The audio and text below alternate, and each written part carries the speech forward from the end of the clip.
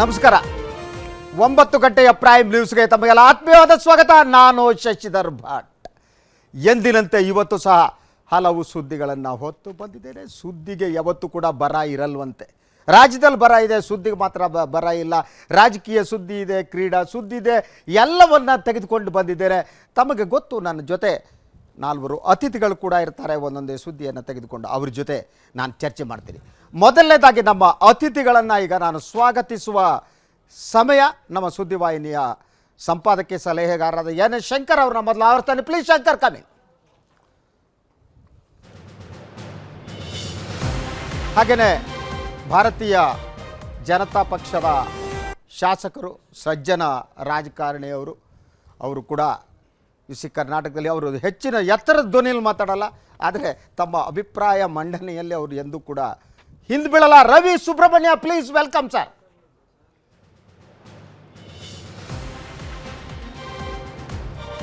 Please. ಹಾಗೆಯೇ ಪ್ರಿಯ ವೀಕ್ಷಕರೇ, ಕಾಂಗ್ರೆಸ್ ಪಕ್ಷದ ನಾಗರಾಜ್ ಯಾದವ್ ಅವರು ನಿಮಗೆ ಹೊಸಬರಲ್ಲ. ಅವರು ನಮ್ಮ ಹಲವಾರು ಏನು ಪ್ರೈಮ್ ನ್ಯೂಸ್ಗಳಲ್ಲಿ ಪಾಲ್ಗೊಂಡಿದ್ದಾರೆ, ಮಾತಾಡಿದ್ದಾರೆ, ಚರ್ಚೆ ಮಾಡಿದ್ದಾರೆ, ಜಗಳ ಮಾಡಿದ್ದಾರೆ, ಎಲ್ಲ ಮಾಡ್ತಾರೆ. Yes Nagaraj Yadav, please. ಹಾಗೆಯೇ ಇನ್ನೊಬ್ಬ ಅತಿಥಿ ನಮ್ಮ ಜೊತೆಗಿದ್ದಾರೆ. ಅವರು ಪ್ರಥಮ ಬಾರಿಗೆ ನಮ್ಮ ಸ್ಟುಡಿಯೋಕ್ಕೆ ಬಂದಿದ್ದು. ಆದರೆ ಅವ್ರ ತಂದೆಯವರನ್ನು ನಾನು 10 ಬಾರಿ ಸಂದರ್ಶನ ಮಾಡಿದ್ದೇನೆ. ಭಾಳ ಆತ್ಮೀಯವಾದ ಸಂಬಂಧ ಅವರ ಜೊತೆಗೆ, ಅವರ ತಂದೆಯವರ ಜೊತೆಗೆ ಇತ್ತು 80ರ ದಶಕದಿಂದ. ಈಗ ಅವರ ಏನು ಪುತ್ರರಾಗಿರುವಂಥ ಮಧು ಬಂಗಾರಪ್ಪನವರು ನಮ್ಮ ಜೊತೆಗಿದ್ದಾರೆ. ಫಸ್ಟ್ ಟೈಮ್ ಬಂದ್ದಾರೆ. Sir welcome, please come.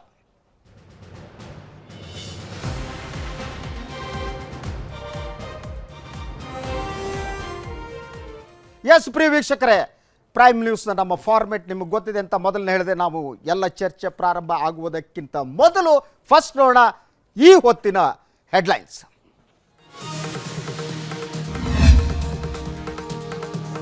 ಪಶ್ಚಿಮ ಘಟ್ಟ ವಿಚಾರದಲ್ಲೂ ಕೇಂದ್ರದ ಇಬ್ಬಗೆ ನೀತಿ. ರಾಜ್ಯದ ವರದಿ ನೋಡದೆ ಮತ್ತೆ ಹೊರಗೆ ಬಿತ್ತು ಅಧಿಸೂಚನೆ. ಸಾವಿರಾರು ಗ್ರಾಮಸ್ಥರಿಗೆ ಶುರುವಾಗಿದೆ ಆತಂಕ.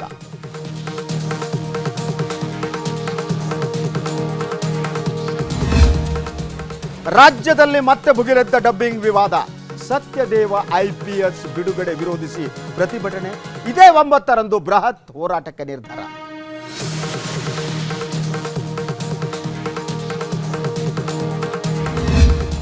ಸ್ಟೀಲ್ ಬ್ರಿಡ್ಜ್ ಯೋಜನೆ ಕೈ ಬಿಟ್ಟರು ನಿಲ್ಲದ ರಾಜಕೀಯ. ಹೋರಾಟ ನಿಲ್ಲಿಸಲ್ಲ ಅಂದರು ಮಾಜಿ ಮುಖ್ಯಮಂತ್ರಿ ಯಡಿಯೂರಪ್ಪ. ಆರೋಪಕ್ಕೆ ಆಧಾರ ನೀಡಿ ಸಚಿವ ಜಾರ್ಜ್ ದಿನೇಶ್ ಗುಂಡೂರಾವ್ ಮತ್ತೆ ಸವಾಲು.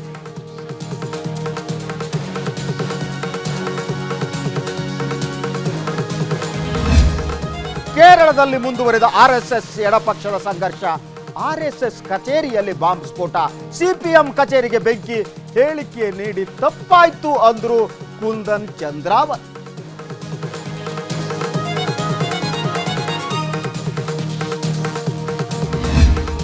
ನಾಳೆಯಿಂದ ಇಂಡೋ ಆಸೀಸ್ 2ನೇ ಟೆಸ್ಟ್ ಕದನ. ಚಿನ್ನಸ್ವಾಮಿ ಸ್ಟೇಡಿಯಂನಲ್ಲಿ ತೀರಿಸಿಕೊಳ್ತಾರ ಸೋಲಿನ ಸೇಡು. 20 ವಿಕೆಟ್ ಪಡೆಯೋದೇ ಗುರಿ ಅಂದ್ರು ಕ್ಯಾಪ್ಟನ್ ಕೊಹ್ಲಿ.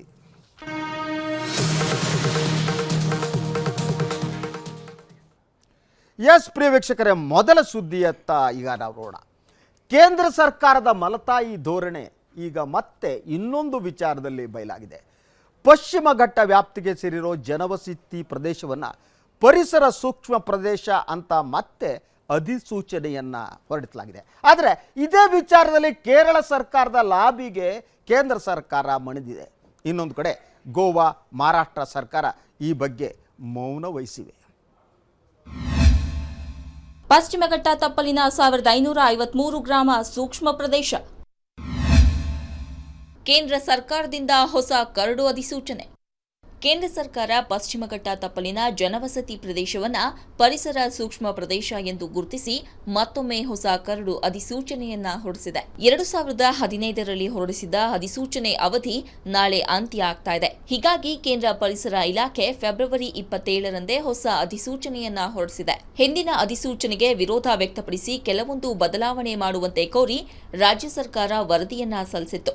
ಆದರೆ ರಾಜ್ಯದ ವರದಿ ಪರಿಗಣಿಸಿದ ಕೇಂದ್ರ ಹಿಂದಿನ ಅಧಿಸೂಚನೆಯಲ್ಲಿ ಪ್ರಸ್ತಾಪಿಸಿದ ಷರತ್ತುಗಳನ್ನೇ ಮುಂದುವರಿಸಿ ಹೊಸ ಅಧಿಸೂಚನೆಯನ್ನ ಹೊರಡಿಸಿದೆ. ಇನ್ನು ಇಲ್ಲೂ ಕೂಡ ಕೇಂದ್ರ ಮಲತಾಯಿ ಧೋರಣೆ ಬಯಲಾಗಿದೆ. ಕೇರಳ ಸರ್ಕಾರದ ಪ್ರಬಲ ಲಾಬಿಗೆ ಮಣಿದು ಆ ರಾಜ್ಯವನ್ನ ಪರಿಸರ ಸೂಕ್ಷ್ಮ ಪ್ರದೇಶ ಪಟ್ಟಿಯಿಂದ ಸದ್ಯಕ್ಕೆ ಕೈಬಿಡಲಾಗಿದೆ. ಈ ಅಧಿಸೂಚನೆಯಂತೆ 1000ಕ್ಕೂ ಹೆಚ್ಚು ಹಳ್ಳಿ ಸೂಕ್ಷ್ಮ ಪ್ರದೇಶದ ವ್ಯಾಪ್ತಿಗೆ ಬರಲಿದೆ. ರಾಜ್ಯದ 10 ಜಿಲ್ಲೆಗಳ ಒಟ್ಟು 20,668 ಚದರ ಕಿಲೋಮೀಟರ್ ವಿಸ್ತೀರ್ಣದ ವ್ಯಾಪ್ತಿಗೆ ಬರುವ ಹಳ್ಳಿಗಳನ್ನು ಪಶ್ಚಿಮ ಘಟ್ಟದ ಪರಿಸರ ಸೂಕ್ಷ್ಮ ಪ್ರದೇಶ ಎಂಬುದಾಗಿ ಘೋಷಣೆ ಮಾಡಲಾಗಿದೆ. ಚಾಮರಾಜನಗರದ 21, ಮೈಸೂರಿನ 56, ಕೊಡಗಿನ 55, ಹಾಸನದ 34, ಚಿಕ್ಕಮಗಳೂರಿನ 139, ದಕ್ಷಿಣ ಕನ್ನಡದ 46, ಉಡುಪಿಯ 37, ಉತ್ತರ ಕನ್ನಡದ 555, ಶಿವಮೊಗ್ಗದ 476 ಹಾಗೂ ಬೆಳಗಾವಿಯ 62 ಗ್ರಾಮಗಳು ಈ ವ್ಯಾಪ್ತಿಗೆ ಬರಲಿದೆ. ಪಶ್ಚಿಮ ಘಟ್ಟದ ಜೀವ ವೈವಿಧ್ಯ ಸಂರಕ್ಷಣೆ ಮಾಡುವ ಉದ್ದೇಶದಿಂದ ರಾಜ್ಯಗಳಲ್ಲಿನ ನಿಗದಿತ ಜನವಸತಿ ಪ್ರದೇಶವನ್ನು ಪರಿಸರ ಸೂಕ್ಷ್ಮ ಪ್ರದೇಶ ಎಂಬುದಾಗಿ ಗುರುತಿಸಿ 2013ರಲ್ಲಿ ಅಧಿಸೂಚನೆಯನ್ನ ಹೊರಡಿಸಿತ್ತು. ಇದಕ್ಕೆ ಡಾಕ್ಟರ್ ಕಸ್ತೂರಿ ರಂಗನ್ ಹಾಗೂ ವಿಎನ್ ಗಾಲ್ಡಿಲ್ ವರದಿಯನ್ನ ಆಧರಿಸಲಾಗಿತ್ತು. ಈ ವೇಳೆ ಕರ್ನಾಟಕ ಸೇರಿ ಪಶ್ಚಿಮ ಘಟ್ಟ ಅರಣ್ಯ ಪ್ರದೇಶ ಹಾದು ಹೋಗುವ ರಾಜ್ಯಗಳು ವಿರೋಧವನ್ನ ವ್ಯಕ್ತಪಡಿಸಿದ್ವು. ಕಾರಣ ಅಧಿಸೂಚನೆಯಲ್ಲಿ ಗುರುತಿಸಲಾಗಿದ್ದಂತಹ ಹಳ್ಳಿಗಳಲ್ಲಿ ಜನಜೀವನ ಯಥಾಸ್ಥಿತಿ ಮುಂದುವರಿಸುವುದಕ್ಕೆ ಕೆಲವೊಂದು ಷರತ್ತುಗಳನ್ನು ವಿಧಿಸಲಾಗಿತ್ತು. ಇದರಲ್ಲಿ ಕೆಲ ಬದಲಾವಣೆ ಮಾಡುವಂತೆ ಡಿವಿಎಸ್ ನೇತೃತ್ವದ ಸರ್ಕಾರ ವರದಿಯನ್ನ ಸಲ್ಲಿಸಿತ್ತು. ಇನ್ನು ಈ ಬಗ್ಗೆ ಪ್ರತಿಕ್ರಿಯೆ ನೀಡಿರೋ ಅರಣ್ಯ ಸಚಿವ ರಮಾನಾಥ ರೈ ಈ ಬಗ್ಗೆ ಪರಿಶೀಲನೆ ನಡೆಸಿ ನಿರ್ಧಾರ ಕೈಗೊಳ್ಳುವುದಾಗಿ ಹೇಳಿದ್ದಾರೆ. ಅದಕ್ಕೆ ನಾವು ಒಬ್ಜೆಕ್ಷನ್ ಏನು ಮಾಡಬೇಕು, ನಾವೆಲ್ಲ ಒಬ್ಜೆಕ್ಷನ್ ಮಾಡಿದ್ವಿ. ಏನೇನು ಮಾಡಬೇಕು ನಾವೆಲ್ಲ ಇಡೀ ರಾಜ್ಯ ಸುತ್ತಾಡಿದ್ವಿ, ಎಲ್ಲ ತಾಲೂಕುಗಳಿಗೆ ಹೋಗಿ ಮತ್ತು ಎಲ್ಲಿ ಅದನ್ನು ಜನವಸತಿಗಳನ್ನು ಹೊರತುಪಡಿಸಿ ಜನವಸತಿಗೆ ತೊಂದರೆ ಆಗದ ರೀತಿಯಲ್ಲಿ ಮಾಡಬೇಕು ಅಂತ ಒಂದು ಜನರ ಅಭಿಪ್ರಾಯ ಬಂತು. ನಮಗೆಲ್ಲ ತೊಂದರೆ ಆಗುತ್ತೆ ಅಂತೇಳಿ ಆ ರೀತಿಯಲ್ಲಿ ನಾವು ಒಂದು ನಮ್ಮ ಶಿಫಾರಸನ್ನು ಒಬ್ಜೆಕ್ಷನನ್ನು ನಾವು ಹಾಕಿದ್ದೇವೆ. ಅತ ಶಿವಮೊಗ್ಗದಲ್ಲಿ ಈ ಬಗ್ಗೆ ಪ್ರತಿಕ್ರಿಯೆ ನೀಡಿದ ಕಂದಾಯ ಸಚಿವ ಕಾಗೋಡು ತಿಮ್ಮಪ್ಪ, ಕೇಂದ್ರ ಸರ್ಕಾರ ವರದಿ ಜಾರಿಗೊಳಿಸಿದ್ದನ್ನ ಒಪ್ಪೋಕೆ ಸಾಧ್ಯ ಇಲ್ಲ. ಅದೊಂದು ಜನ ವಿರೋಧಿಯ ವರದಿ. ಈ ವರದಿ ಅನುಷ್ಠಾನಗೊಳಿಸದಂತೆ ಕೇಂದ್ರದ ಮೇಲೆ ರಾಜ್ಯ ಸರ್ಕಾರ ಒತ್ತಡವನ್ನ ಹೇರುತ್ತೆ ಅಂತ ಹೇಳಿದ್ರು. ಒಟ್ಟು 10 ಜಿಲ್ಲೆಯ 33 ತಾಲೂಕಿನ 1553 ಗ್ರಾಮಗಳು ಸೂಕ್ಷ್ಮ ಪರಿಸರ ಪ್ರದೇಶ ವ್ಯಾಪ್ತಿಗೆ ಬರ್ತಿದೆ. ಒಟ್ಟಾರೆ ರಾಜ್ಯ ಸರ್ಕಾರದ ವರದಿಯನ್ನ ಕೇಂದ್ರ ಮೂಲೆ ಗುಂಪು ಮಾಡಿದೆ. ಆದರೆ ಕೇರಳದಂತೆ ರಾಜ್ಯದ ಮನವಿಗೆ ಬೆಲೆ ಇಲ್ಲ ಅನ್ನೋದು ಪ್ರಶ್ನೆ. ಈಗಾಗಲೇ ರಾಜ್ಯ ಸರ್ಕಾರ ಈ ಬಗ್ಗೆ ಮುಂದಿನ ಕ್ರಮದ ಬಗ್ಗೆ ಚಿಂತನೆಯನ್ನ ನಡೆಸ್ತಾ ಇದೆ. ಬ್ಯೂರೋ ರಿಪೋರ್ಟ್, ಸುದ್ದಿ ಟಿವಿ. ಎಸ್ ಪ್ರಿಯ ವೀಕ್ಷಕರೇ, ಈ ವರದಿಯನ್ನು ನಾವು ಸಂಪೂರ್ಣವಾಗಿ ತಿರಸ್ಕರಿಸಬೇಕಾಗಿಲ್ಲ. ಆದರೆ ಕೆಲವು ಅಂಶಗಳು ಒಪ್ಪಿಕೊಳ್ಳಬಹುದಾದ ಅಂಶಗಳು ಇವೆ. ಆದರೆ ನನ್ನ ಮುಂದೆ ಇರುವ ಪ್ರಶ್ನೆ ಅದಲ್ವೇ ಅಲ್ಲ. ನೀವು ಕೇರಳಕ್ಕೆ ಒಂದು ನೀತಿಯನ್ನು ಅನುಸರಿಸ್ತಿದ್ದೀರಿ, ಕರ್ನಾಟಕಕ್ಕೆ ಇನ್ನೊಂದು ನೀತಿಯನ್ನು ಅನುಸರಿಸ್ತೀರಿ, ಯಾಕೆ ಅನ್ನುವುದು ನನ್ನ ಪ್ರಶ್ನೆ. ಎಸ್, ನಾನು ರವಿ ಸುಬ್ರಹ್ಮಣ್ಯ ಅವರು ಕೇಳೋದಕ್ಕಿಂತ ಮೊದಲು ಏನು ಈ ವರದಿಯಲ್ಲಿ ಏನು ಅನ್ನೋದು ನಿಮಗೊಂದು ಹೇಳ್ತೀನಿ. After several years of discussion, the government has finally notified nearly 57,000 square kilometer area in the Western Ghats region as ecologically sensitive area, where all kinds of mining activities, large constructions, thermal power plants and highly polluting industries would no longer be allowed. Yes, generally ಇದಕ್ಕೆ ನಾವು ವಿರೋಧ ವ್ಯಕ್ತಪಡಿಸಬೇಕು. ಆದರೆ ಕರ್ನಾಟಕ ಸರ್ಕಾರ ಹೇಳುತ್ತೆ ಅಲ್ಲಿರುವ ಜನವಸತಿ ಪ್ರದೇಶಗಳಿಗೆ ಏನು ಸಮಸ್ಯೆ ಆಗುತ್ತೆ, ಇದ್ರ ಕೆಲವು ರಿಲ್ಯಾಕ್ಸೇಷನ್ ಬೇಕು ಅಂತ. ಕರ್ನಾಟಕಕ್ಕೆ ಮಾಡಲ್ಲ. ಕೇರಳ ರಿಲ್ಯಾಕ್ಸೇಷನ್ ಕೇಳುತ್ತೆ, ತಕ್ಷಣ ಕೊಡ್ತೀರಿ. ರವಿ ಸುಬ್ರಹ್ಮಣ್ಯ, ಅದಕ್ಕೆ ನಾವು ಹೇಳಿದ್ವಿ, ಇದಕ್ಕೆ ನಾನು ಪಾರ್ಟಿ ರಾಜಕಾರಣದ ಮೇಲೂ ಮಾತಾಡಲ್ಲ. ಕೇಂದ್ರ ಸರ್ಕಾರಗಳು ಯಾವುದೇ ಇರಲಿ, ಕರ್ನಾಟಕದ ಬಗ್ಗೆ ಒಂದು ಮಲತಾಯಿ ಧೋರಣೆಯನ್ನು ಪ್ರದರ್ಶಿಸೋದಿದೆಯಲ್ಲ, ಅದು ನನಗೆ ಬಹಳ ಮುಖ್ಯ ಅನ್ಸ. ಅದಕ್ಕೆ ನೀವು ಧ್ವನಿ ಎತ್ತಬೇಕು ಅಂತ ನಾನು ಬಯಸ್ತೀನಿ. ಎಸ್ ರವಿ, ತಾವು ಒಳ್ಳೆ ವಿಚಾರವನ್ನು ಪ್ರಸ್ತಾಪ ಮಾಡಿದ್ರಿ. ಕೇಂದ್ರದ ಮಲತಾಯಿ ಧೋರಣೆ ಅಂತ ಹೇಳಿ, ಬಹುಶಃ ಕೇರಳದಲ್ಲಿ ಏನಾದರೂ BJP ಸರ್ಕಾರ ಇದ್ದಿದ್ದು ಅಲ್ಲಿ ಅಲೋ ಮಾಡಿ ಕರ್ನಾಟಕದಲ್ಲಿ ಮಾಡದಿದ್ದರೆ ಅದನ್ನು ಮಲತಾಯಿ ಧೋರಣೆ ಅಂತ ತಿಳ್ಕೊಳ್ಬೇಕಿತ್ತು. ಇದನ್ನು ಮೊಟ್ಟ ಮೊದಲು ಪ್ರಾರಂಭ ಮಾಡಿದ್ದು UPA ಸರ್ಕಾರ ಇದ್ದಾಗಲೇ ಈ ಯೋಜನೆ ಬಂದಿದ್ದು. ಆದರೆ ತಾವೇ ಹೇಳ್ತಾ ಇದ್ದೀರಿ DBS ಸರ್ಕಾರ ಇದ್ದಂಥ ಸಂದರ್ಭದಲ್ಲಿ ಕೆಲವು ರಿಲ್ಯಾಕ್ಸೇಷನ್ಗೆ ಕೇಳಿದ್ರು ಅಂತ. ಅಂದರೆ BJP ಇದರ ಪರವಾಗೇ ಇದೆ. ಆದರೆ ಅಲ್ಲಿರ್ತಕ್ಕಂತಹ ಪ್ರಾಣಿ ಪಕ್ಷಿ ಸಂಕಲಗಳನ್ನು ಉಳಿಸ್ತಕ್ಕಂಥದ್ದು, ಆ ಮಲೆನಾಡಿಲಿರ್ತಕ್ಕಂತಹ ಒಂದು ಸಸ್ಯಕಾಶಿ ಏನಿದೆ, ವಿಶೇಷವಾದಂತಹ ಗಿಡಮೂಲಿಕೆಗಳಾಗಿರ್ಬೋದು ಏನಿದೆ ಪಶ್ಚಿಮ ಘಟ್ಟಗಳು, ಅದನ್ನು ಉಳಿಸ್ಕೊಂಡು ಹೋಗಿ. ಇಶ್ಯೂಸ್ ಸರ್, ಎರಡು ವಿಚಾರಗಳಿವೆ. ಒಂದು, ನಾನು ಹೇಳಿದೆ ಎಸ್, ಇದರಲ್ಲಿ ಏನು ಕೆಲವು ಅಂಶಗಳನ್ನು ನೀವು ಮೈನಿಂಗ್ ಸಂಬಂಧಪಟ್ಟರೆ ನಾವು ಒಪ್ಕೋಬೇಕು ನಾನು ಹೇಳಿದೆ. ಅದು ನನ್ನ ಪ್ರಶ್ನೆ ಅದಲ್ಲ. ನನ್ನ ಪ್ರಶ್ನೆ ಇರೋದು ಅಲ್ಲಿರುವ ಜನವಸತಿಗಳ ಪ್ರದೇಶಗಳೇನಿವೆ, ಮಲೆನಾಡಿಂದ ಬಂದವರು ಗೊತ್ತಿದೆ, ಮಧು ಅವರಿಗೂ ಗೊತ್ತಿರುತ್ತೆ. ನೀವು ಶಿವಮೊಗ್ಗ ಡಿಸ್ಟ್ರಿಕ್ಟ್ ಉತ್ತರ ಕನ್ನಡ ಜಿಲ್ಲೆ ತಗೊಳ್ಳಿ, ಅಲ್ಲಿ ನೀವು ಎಲ್ಲ ಅಭಿವೃದ್ಧಿ ನಿಂತು ಹೋದರೆ ಅಲ್ಲಿ ಬದುಕುತ್ತಿರುವ ಜನ ಇದಾರಲ್ಲ ಅವ್ರ ಗತಿ ಏನೋ ನನ್ನ ಕನ್ಸರ್ನ್. ಆ ಕಾರಣಕ್ಕಾಗಿ ನೀವು ಕೆಲವು ಕಡೆ ಅತಿ ಹೆಚ್ಚು ಜನವಸತಿ ಇರೋದಕ್ಕೆ ರಿಲ್ಯಾಕ್ಸೇಷನ್ ಕೊಡ್ಬೋದಾಗಿತ್ತು. ಇದನ್ನು ಯಾವುದು ಕರ್ನಾಟಕದ ವಿಚಾರದಲ್ಲಿ ಮಾಡಲ್ಲ, ಆದರೆ ಕೇರಳದ ವಿಚಾರದಲ್ಲಿ ಮಾಡ್ತೀರಿ. ಇದು ಯಾಕೆ ಅಂತ ನೀವು ಮಲತಾಯಿ ಧೋರಣೆ ಅಂದ್ರೆ ಯಾವ ಧೋರಣೆ ನೀವು ಹೇಳಿ? ಹಿರಿತಾಯಿ ಧೋರಣೆ, ದೊಡ್ಡ ತಾಯಿ ಯೋಜನೆ, ದೊಡ್ಡ what ever it may be, but the thing is ಇಲ್ಲಿ ಕರ್ನಾಟಕ ಅನ್ಯಾಯ ಆಗ್ತಿದೆ ಅಷ್ಟೇ. ನಾನು ಮಲೆನಾಡಿನಿಂದ ಬಂದಿರತಕ್ಕಂಥವ್ನು, ನಾನು ಚಿಕ್ಕಮಗಳೂರಿನವನು. ಚಿಕ್ಕಮಗಳೂರಿನಲ್ಲೂ ಸಾಕಷ್ಟು ಇದ್ರ ಬಗ್ಗೆ ಕೂಗು ಎದ್ದಿತ್ತು ಹಿಂದೆನೂ, ಇವತ್ತೂ ಕೂಡ ಆಗಿದೆ.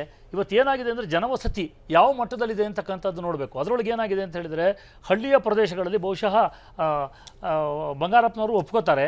ಇವತ್ತು ಏನಾಗ್ತಾ ಇದೆ ಅಂದರೆ, ಕೆಲವು ಭಾಗಗಳಲ್ಲಿ ಇವತ್ತು ಕಾಗೋಡು ತಿಮ್ಮಪ್ಪನವರು ಕೆಲವು ವಿಚಾರಗಳನ್ನು ಇಟ್ಕೊಂಡ್ರು. ಅಲ್ಲಿದ್ದಂಥವ್ರು ಯಾರ್ಯಾರು ಇದ್ದಾರೆ ಅಂದರೆ ಆ ಪ್ರದೇಶಗಳಲ್ಲಿ ಅವ್ರಿಗೆ ಬದುಕ್ತಕ್ಕಂಥದ್ದನ್ನು ಮಾಡಿಕೊಡ್ಬೇಕು, ಪಟ್ಟ ಕೊಡಬೇಕು. ಇನ್ನೊಂದು ಚರ್ಚೆ ಮಾಡೋಣ.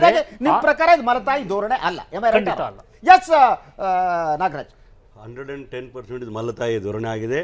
ಕೇಂದ್ರ ಸರ್ಕಾರ ಬೇಕಂತ ಇದರಲ್ಲಿ ಮಾಡಿರ್ತಕ್ಕಂಥದ್ದು. ಯಾವುದೇ ಕಾರಣಕ್ಕೂ ಕೂಡ ಆ ಪ್ರದೇಶದಲ್ಲಿರ್ತಕ್ಕಂಥ ನಾಗರಿಕರಿಗೆ ಒಳ್ಳೇದಾಗಬಾರ್ದು ಅಂತಕ್ಕಂಥ ದೃಷ್ಟಿಕೋನ ಅವ್ರದ್ದು. ಕೇರಳಕ್ಕೆ ಯಾಕೆ ಕೊಟ್ಟಿದೆ ಅಂತ ಅವರೇ ಆನ್ಸರ್ ಮಾಡಬೇಕು. ಕೇರಳದ ಬಗ್ಗೆ ಯಾಕೆ ಅಷ್ಟೊಂದು ಸಾಫ್ಟ್ ಕಾರ್ನರ್ ಇಟ್ಕೊಂಡಿದ್ದು ನನಗಂತೂ ಅರ್ಥ ಆಗ್ತಾ ಇಲ್ಲ. ಈ ರಾಜಕೀಯವನ್ನು ಮೀರಿ ಅವ್ರು ಮಾಡ್ತಾ ಇರ್ತೀನಿ ಅಂದರೆ, ಕರ್ನಾಟಕದಲ್ಲಿ ಯಾವುದೇ ಕೇಳಿದ್ರೆ ಅದು ತಿರಸ್ಕಾರ ಮಾಡ್ತಕ್ಕಂಥ ಮನೋಭಾವೇ ಅವ್ರಿಗೆ ಇರ್ತಕ್ಕಂಥ ಕೇಂದ್ರ ಸರ್ಕಾರ. ಮಧು ಬಂಗಾರಪ್ಪನವರೇ, ನೀವು ಮಲ್ನಾಡು ಏರಿಯಿಂದ ಬಂದಿರಿ. ಈಗ ಅವರು ಯಾವಾಗ ಇದು ಎಕಾಲಜಿಕಲಿ ಸೂಕ್ಷ್ಮ ಪ್ರದೇಶ ಅಂತ ಘೋಷಣೆ ಮಾಡ್ತಾರೆ, ಅಲ್ಲಿ ನೀವು ನಿಮ್ಮ ತೋಟವನ್ನಾಗಲಿ ಗದ್ದೆಯನ್ನಾಗಲಿ ವಿಸ್ತರಣೆ ಮಾಡೋ ಹಾಗಿರಲಿಲ್ಲ. ಕೆಲವು ರಿಸ್ಟ್ರಿಕ್ಷನ್ಸ್ ಬರ್ತವೆ. ಯಾವುದೇ ಅಭಿವೃದ್ಧಿ ಕಾರ್ಯಗಳನ್ನು ಕೂಡ ಮಾಡೋ ಆಗಿರಲ್ಲ. ನಿಮಗೆ ಮನೆಗೆ ಎಲೆಕ್ಟ್ರಿಸಿಟಿ ಬರೋದಿದ್ರೂ ಕಷ್ಟ ಆಗುತ್ತೆ. Is a serious problem. So ಈ ವಿಚಾರದಲ್ಲಿ ನನ್ನ ಮೊದಲ ಪ್ರಶ್ನೆ, ನನಗೆ ಕೇಂದ್ರ ಮಲತಾಯಿ ಧೋರಣೆ ಅಂತ ನನಗನ್ಸುತ್ತೆ. ನಿಮಗೇನನ್ಸುತ್ತೆ? ನನಗೆ ಮಲತಾಯಿ ಧೋರಣೆ ಬರೀ BJP ಅವ್ರ ಸರ್ಕಾರದಿಂದ ಅಲ್ಲ, ಕಾಂಗ್ರೆಸ್ ಇದ್ದಾಗಲೂ ಕೂಡ ಸರಿಪಡಿಸ್ಬೋದಾಗಿತ್ತು. ಇದು ಬಹಳ ಮುಖ್ಯ ಆಗ್ತದೆ. It's A carry forward. ಏನು ಇವ್ರು ಮಾಡಿರೋದು ಈಗ ಅವ್ರು ಮಾಡ್ತಾ ಇದ್ದಾರೆ ಅನ್ನೋದು ನನ್ನ ಭಾವನೆ. ನಾನು ಮಲೆನಾಡಿಂದ ಬಂದಿರ್ತಕ್ಕಂಥದ್ದು. ಈ ವಿಚಾರವಾಗಿ ಪಕ್ಷಾತೀತವಾಗಿ ನಾವು ಆಗಲೇ ಹೋರಾಟವನ್ನು DC ಕಚೇರಿ ಮುಂದೆ ಪಕ್ಷಾತೀತವಾಗಿ ಎಲ್ಲ ಅಲ್ಲಿರ್ತಕ್ಕಂಥ ಶಾಸಕರು ಮತ್ತು ಬೇರೆ ಬೇರೆ ಪಕ್ಷದವರೆಲ್ಲ ಸೇರಿ ಆಗಲೇ ಸ್ಟಾರ್ಟ್ ಮಾಡ್ಕೊಂಡ್ವಿ ನಾವು. ಈಗಾಗಲೇ ಒಂದು ಸ್ಟ್ರೈಕು 1 ತಿಂಗಳಲ್ಲಿ ಬ್ಯಾಕ್, ಐ ಥಿಂಕ್ ನಿಮ್ಮ ಸುದ್ದಿ ವಾಹಿನಿಯಲ್ಲೂ ಕೂಡ ಬಂದಿರ್ತದೆ ಒಂದು. ಆದರೆ ರವಿ ಅವರಿಗೆ ನಾನು ಕೇಳಲಿಕ್ಕೆ ಇಷ್ಟಪಡ್ತೀನಿ. ಪಾಪ ಚಿಕ್ಕಮಗಳೂರವರು, ನಾನು ಒಪ್ಕೊಳ್ತೀನಿ ಇಲ್ಲ ಅಂತ ಹೇಳಿ, ಇರ್ಲಿ ಅಲ್ಲಿ ನೆಂಟಸ್ಕೆ ಇರುತ್ತೆ, ಅವ್ರಿಗೆ ಇರಬೇಕಾಗುತ್ತೆ ಪರಿಸರ. ನಾನು ಹೇಳೋದು, ಇದು ಯಾವ ಪರಿಸರ? ಬ್ಯಾಂಗ್ಳೂರು ಕತೆ ಏನು ಮಾಡಿದಿರಿ? ಏನು ಹೋರಾಟವನ್ನು ಮಾಡಿದಿರಿ? ಪಕ್ಷಿಗಳು ಮತ್ತು ಈ ಪರಿಸರ ಓಡೋಗಿರೋದು ಇಲ್ಲಿಂದ. ರವಿ ಅವರೇ, ನಾನು ಹೇಳೋದು ಏನಾಗ್ತದೆ, ಇಲ್ಲ ಒಂದು ನಿಮಿಷ ಯಾಕೆ ಇದನ್ನು ಹೇಳ್ತೀನಿ ಅಂದರೆ, ನಾನು ಮುಗಿಸ್ಕೊಳ್ತೀನಿ. ನೀವು ಇಲ್ಲಿರ್ತಕ್ಕಂಥ ಹೋರಾಟಕ್ಕೂ ಕೂಡ ನೀವು ಬೇರೆ ಪಕ್ಷದವರಿಗೆ ಧೋರಣೆ ಮಾಡ್ತೀರ. ಅವರು ಸ್ಯಾಂಕ್ಷನ್ ಮಾಡಿದರು, ಇವ್ರು ಸ್ಯಾಂಕ್ಷನ್ ಮಾಡಿದರು, ಅವ್ರು ಸ್ಯಾಂಕ್ಷನ್ ಮಾಡಿದರು. ತಮಿಳುನಾಡು BJP ಸರ್ಕಾರ ಏನಿಲ್ಲ, ಅಲ್ಲೂ ಕೂಡ ಕರ್ನಾಟಕ ರಾಜ್ಯಕ್ಕೆ ಕಾವೇರಿ ನೀರಿನ ಒಂದು ಸಮಸ್ಯೆ ಆಗಿರ್ತಕ್ಕಂಥ ತಮಗೆ ಗೊತ್ತಿದೆ. ಬರಗಾಲ ನಡೀತಾ ಇದೆ. ಹೋದ ವರ್ಷವೂ ಕೂಡ ಕರ್ನಾಟಕಕ್ಕೆ ಅನ್ಯಾಯ ಮಾಡಿರ್ತಕ್ಕ, ನಾನೇನು ಇಲ್ಲಿ ಕಾಂಗ್ರೆಸ್ ಅವರಿಗೆ ನೀವು ಕೊಟ್ಟಿದ್ರೆ ಅವ್ರಿಗೆ ಖುಷಿ ಪಡಿಸ್ತಾರೆ ಅಂತಕ್ಕಂಥದ್ದಲ್ಲ. ಕಣ್ಣೆದುರುಗಡೆ ಇರ್ತಕ್ಕಂಥ ಸಮಸ್ಯೆಗಳನ್ನು, ಕಣ್ಣೆದುರುಗಡೆ ಇರ್ತಕ್ಕಂಥ ಇಶ್ಯೂಸ್ನ, ಯಾಕೆಂದರೆ ಮಲತಾಯಿ ಧೋರಣೆ ಅಂತಕ್ಕಂಥದ್ದು ಬರೀ ಈ ವಿಚಾರದಲ್ಲ, ನಾ ಹೇಳೋದು ಜನರಲಿ ಎಲ್ಲದರಲ್ಲೂ, ವಿಶೇಷವಾಗಿ ಕಾರ್ನರಲ್ಲಿ ಹಾಕಿ ನೂಗಿ ಒಡಿಸ್ಕೊಂಡು ಕತೆ ಮುಗಿದು ಬಿಡಬೇಕು. ಆದರೆ ಒಂದು ಹೇಳಲಿಕ್ಕೆ ಇಷ್ಟಪಡ್ತೀನಿ, ಮಲೆನಾಡು ಜನರು ಭಾಳ ಸಾಫ್ಟ್ ಇದ್ದಾರೆ, ಇಲ್ಲ ಅಂತಕ್ಕಂಥದ್ದಲ್ಲ. ಆದರೆ ಬೀದಿಗೆ ಬಂದು ಹೋರಾಟ ಮಾಡ್ತಕ್ಕಂಥ ಸಂದರ್ಭದಲ್ಲಿ ಭಾಳ ವಿಭಿನ್ನವಾಗಿರ್ತದೆ ಅನ್ನೋದನ್ನ ನಾವು ಎಚ್ಚರನೂ ಕೂಡ ಈ ಸಂದರ್ಭದಲ್ಲಿ ಹೇಳಬೇಕು. ನನಗೆ ಸ್ಪಷ್ಟವಾಗಿ ಕಾಣೋದು, ನಾನು ಈ ವರದಿಯನ್ನು ನಾನು ಡಿನೈ ಮಾಡ್ತಾ ಇಲ್ಲ, ಅಥವಾ ಇದರ ಕೆಲವು ಆದ ಲಾಭಗಳನ್ನು ಕೂಡ ಮೈನಿಂಗ್ ನಿಲ್ಲಿಸಬೇಕಾದ, ಇವತ್ತು ಪಶ್ಚಿಮ ಘಟ್ಟವನ್ನು ಉಳಿಸಬೇಕಾದಂಥ ಹೊಣೆಗಾರಿಕೆ ನಮ್ಮ ಮೇಲಿದೆ. ಸೊ ಇವತ್ತು ಫಾರೆಸ್ಟ್ ನಾಶ ಆಗ್ತದೆ, ಐ ಅಗ್ರಿ ಫಾರ್ ದ್ಯಾಟ್. ಆದರೆ ಒಂದು ಜನರ ಬದುಕು, ಅಲ್ಲಿರುವ ಜನ ಇದ್ದಾರೆ ಫಾರೆಸ್ಟ್ ನಡುವೆ ಇರುವಂಥ. ನಾನು ಇದಕ್ಕೆ ಒಂದು ಆ್ಯಡ್ ಮಾಡಿಬಿಡ್ತೀನಿ, ಯಾಕೆಂದ್ರೆ ಅವ್ರು ಆನ್ಸರ್ ಮಾಡಿ. CC ಕ್ಯಾಮ್ರಾನ ಹಿತ್ತಲಲ್ಲಿ ಹಾಕ್ತಾರೆ. CC ಕ್ಯಾಮ್ರಾ ನಾವು ಹೋಗಿ ನೋಡ್ಕೊಂಡು ಬಂದಿದ್ದೀನಿ. ಏನು ಮನುಷ್ಯರ ಇವರು? ಏನಕ್ಕೆ ಹಿತ್ತಲಲ್ಲಿ CC ಕ್ಯಾಮ್ರಾ? ಅಲ್ಲ, ಅಲ್ಲಿ ಏನು ಡೆವಲಪ್ಮೆಂಟ್ ಆಗಬಾರ್ದು ಅಂತಕ್ಕಂಥದ್ದು, ಫಾರೆಸ್ಟ್ ಯಾವುದೇ ಥರದಲ್ಲಿ ಏನೋ ಕಡಿದು ಬಿಡ್ತಾರೆ ಅಂತ ಹೇಳಿ. ಯಾಕೆ ಇವ್ರಿಗೆ ಅಲ್ಲ ಮಧು ಅವರೇ, ಯಾರು ಅರಣ್ಯದ ನಡುವೆ ಅವರೇ ಅತಿ ದೊಡ್ಡ ಅರಣ್ಯ ರಕ್ಷಕರು. ನಮ್ಮ ಬುಡಕಟ್ಟು ಜನಾಂಗಗಳು ರಾಜ್ಯ ಸರ್ಕಾರದ ಫಾರೆಸ್ಟ್ ಡಿಪಾರ್ಟ್ಮೆಂಟ್ ಹಾಕಬೇಕು. ಸರ್ಕಾರದಿಂದ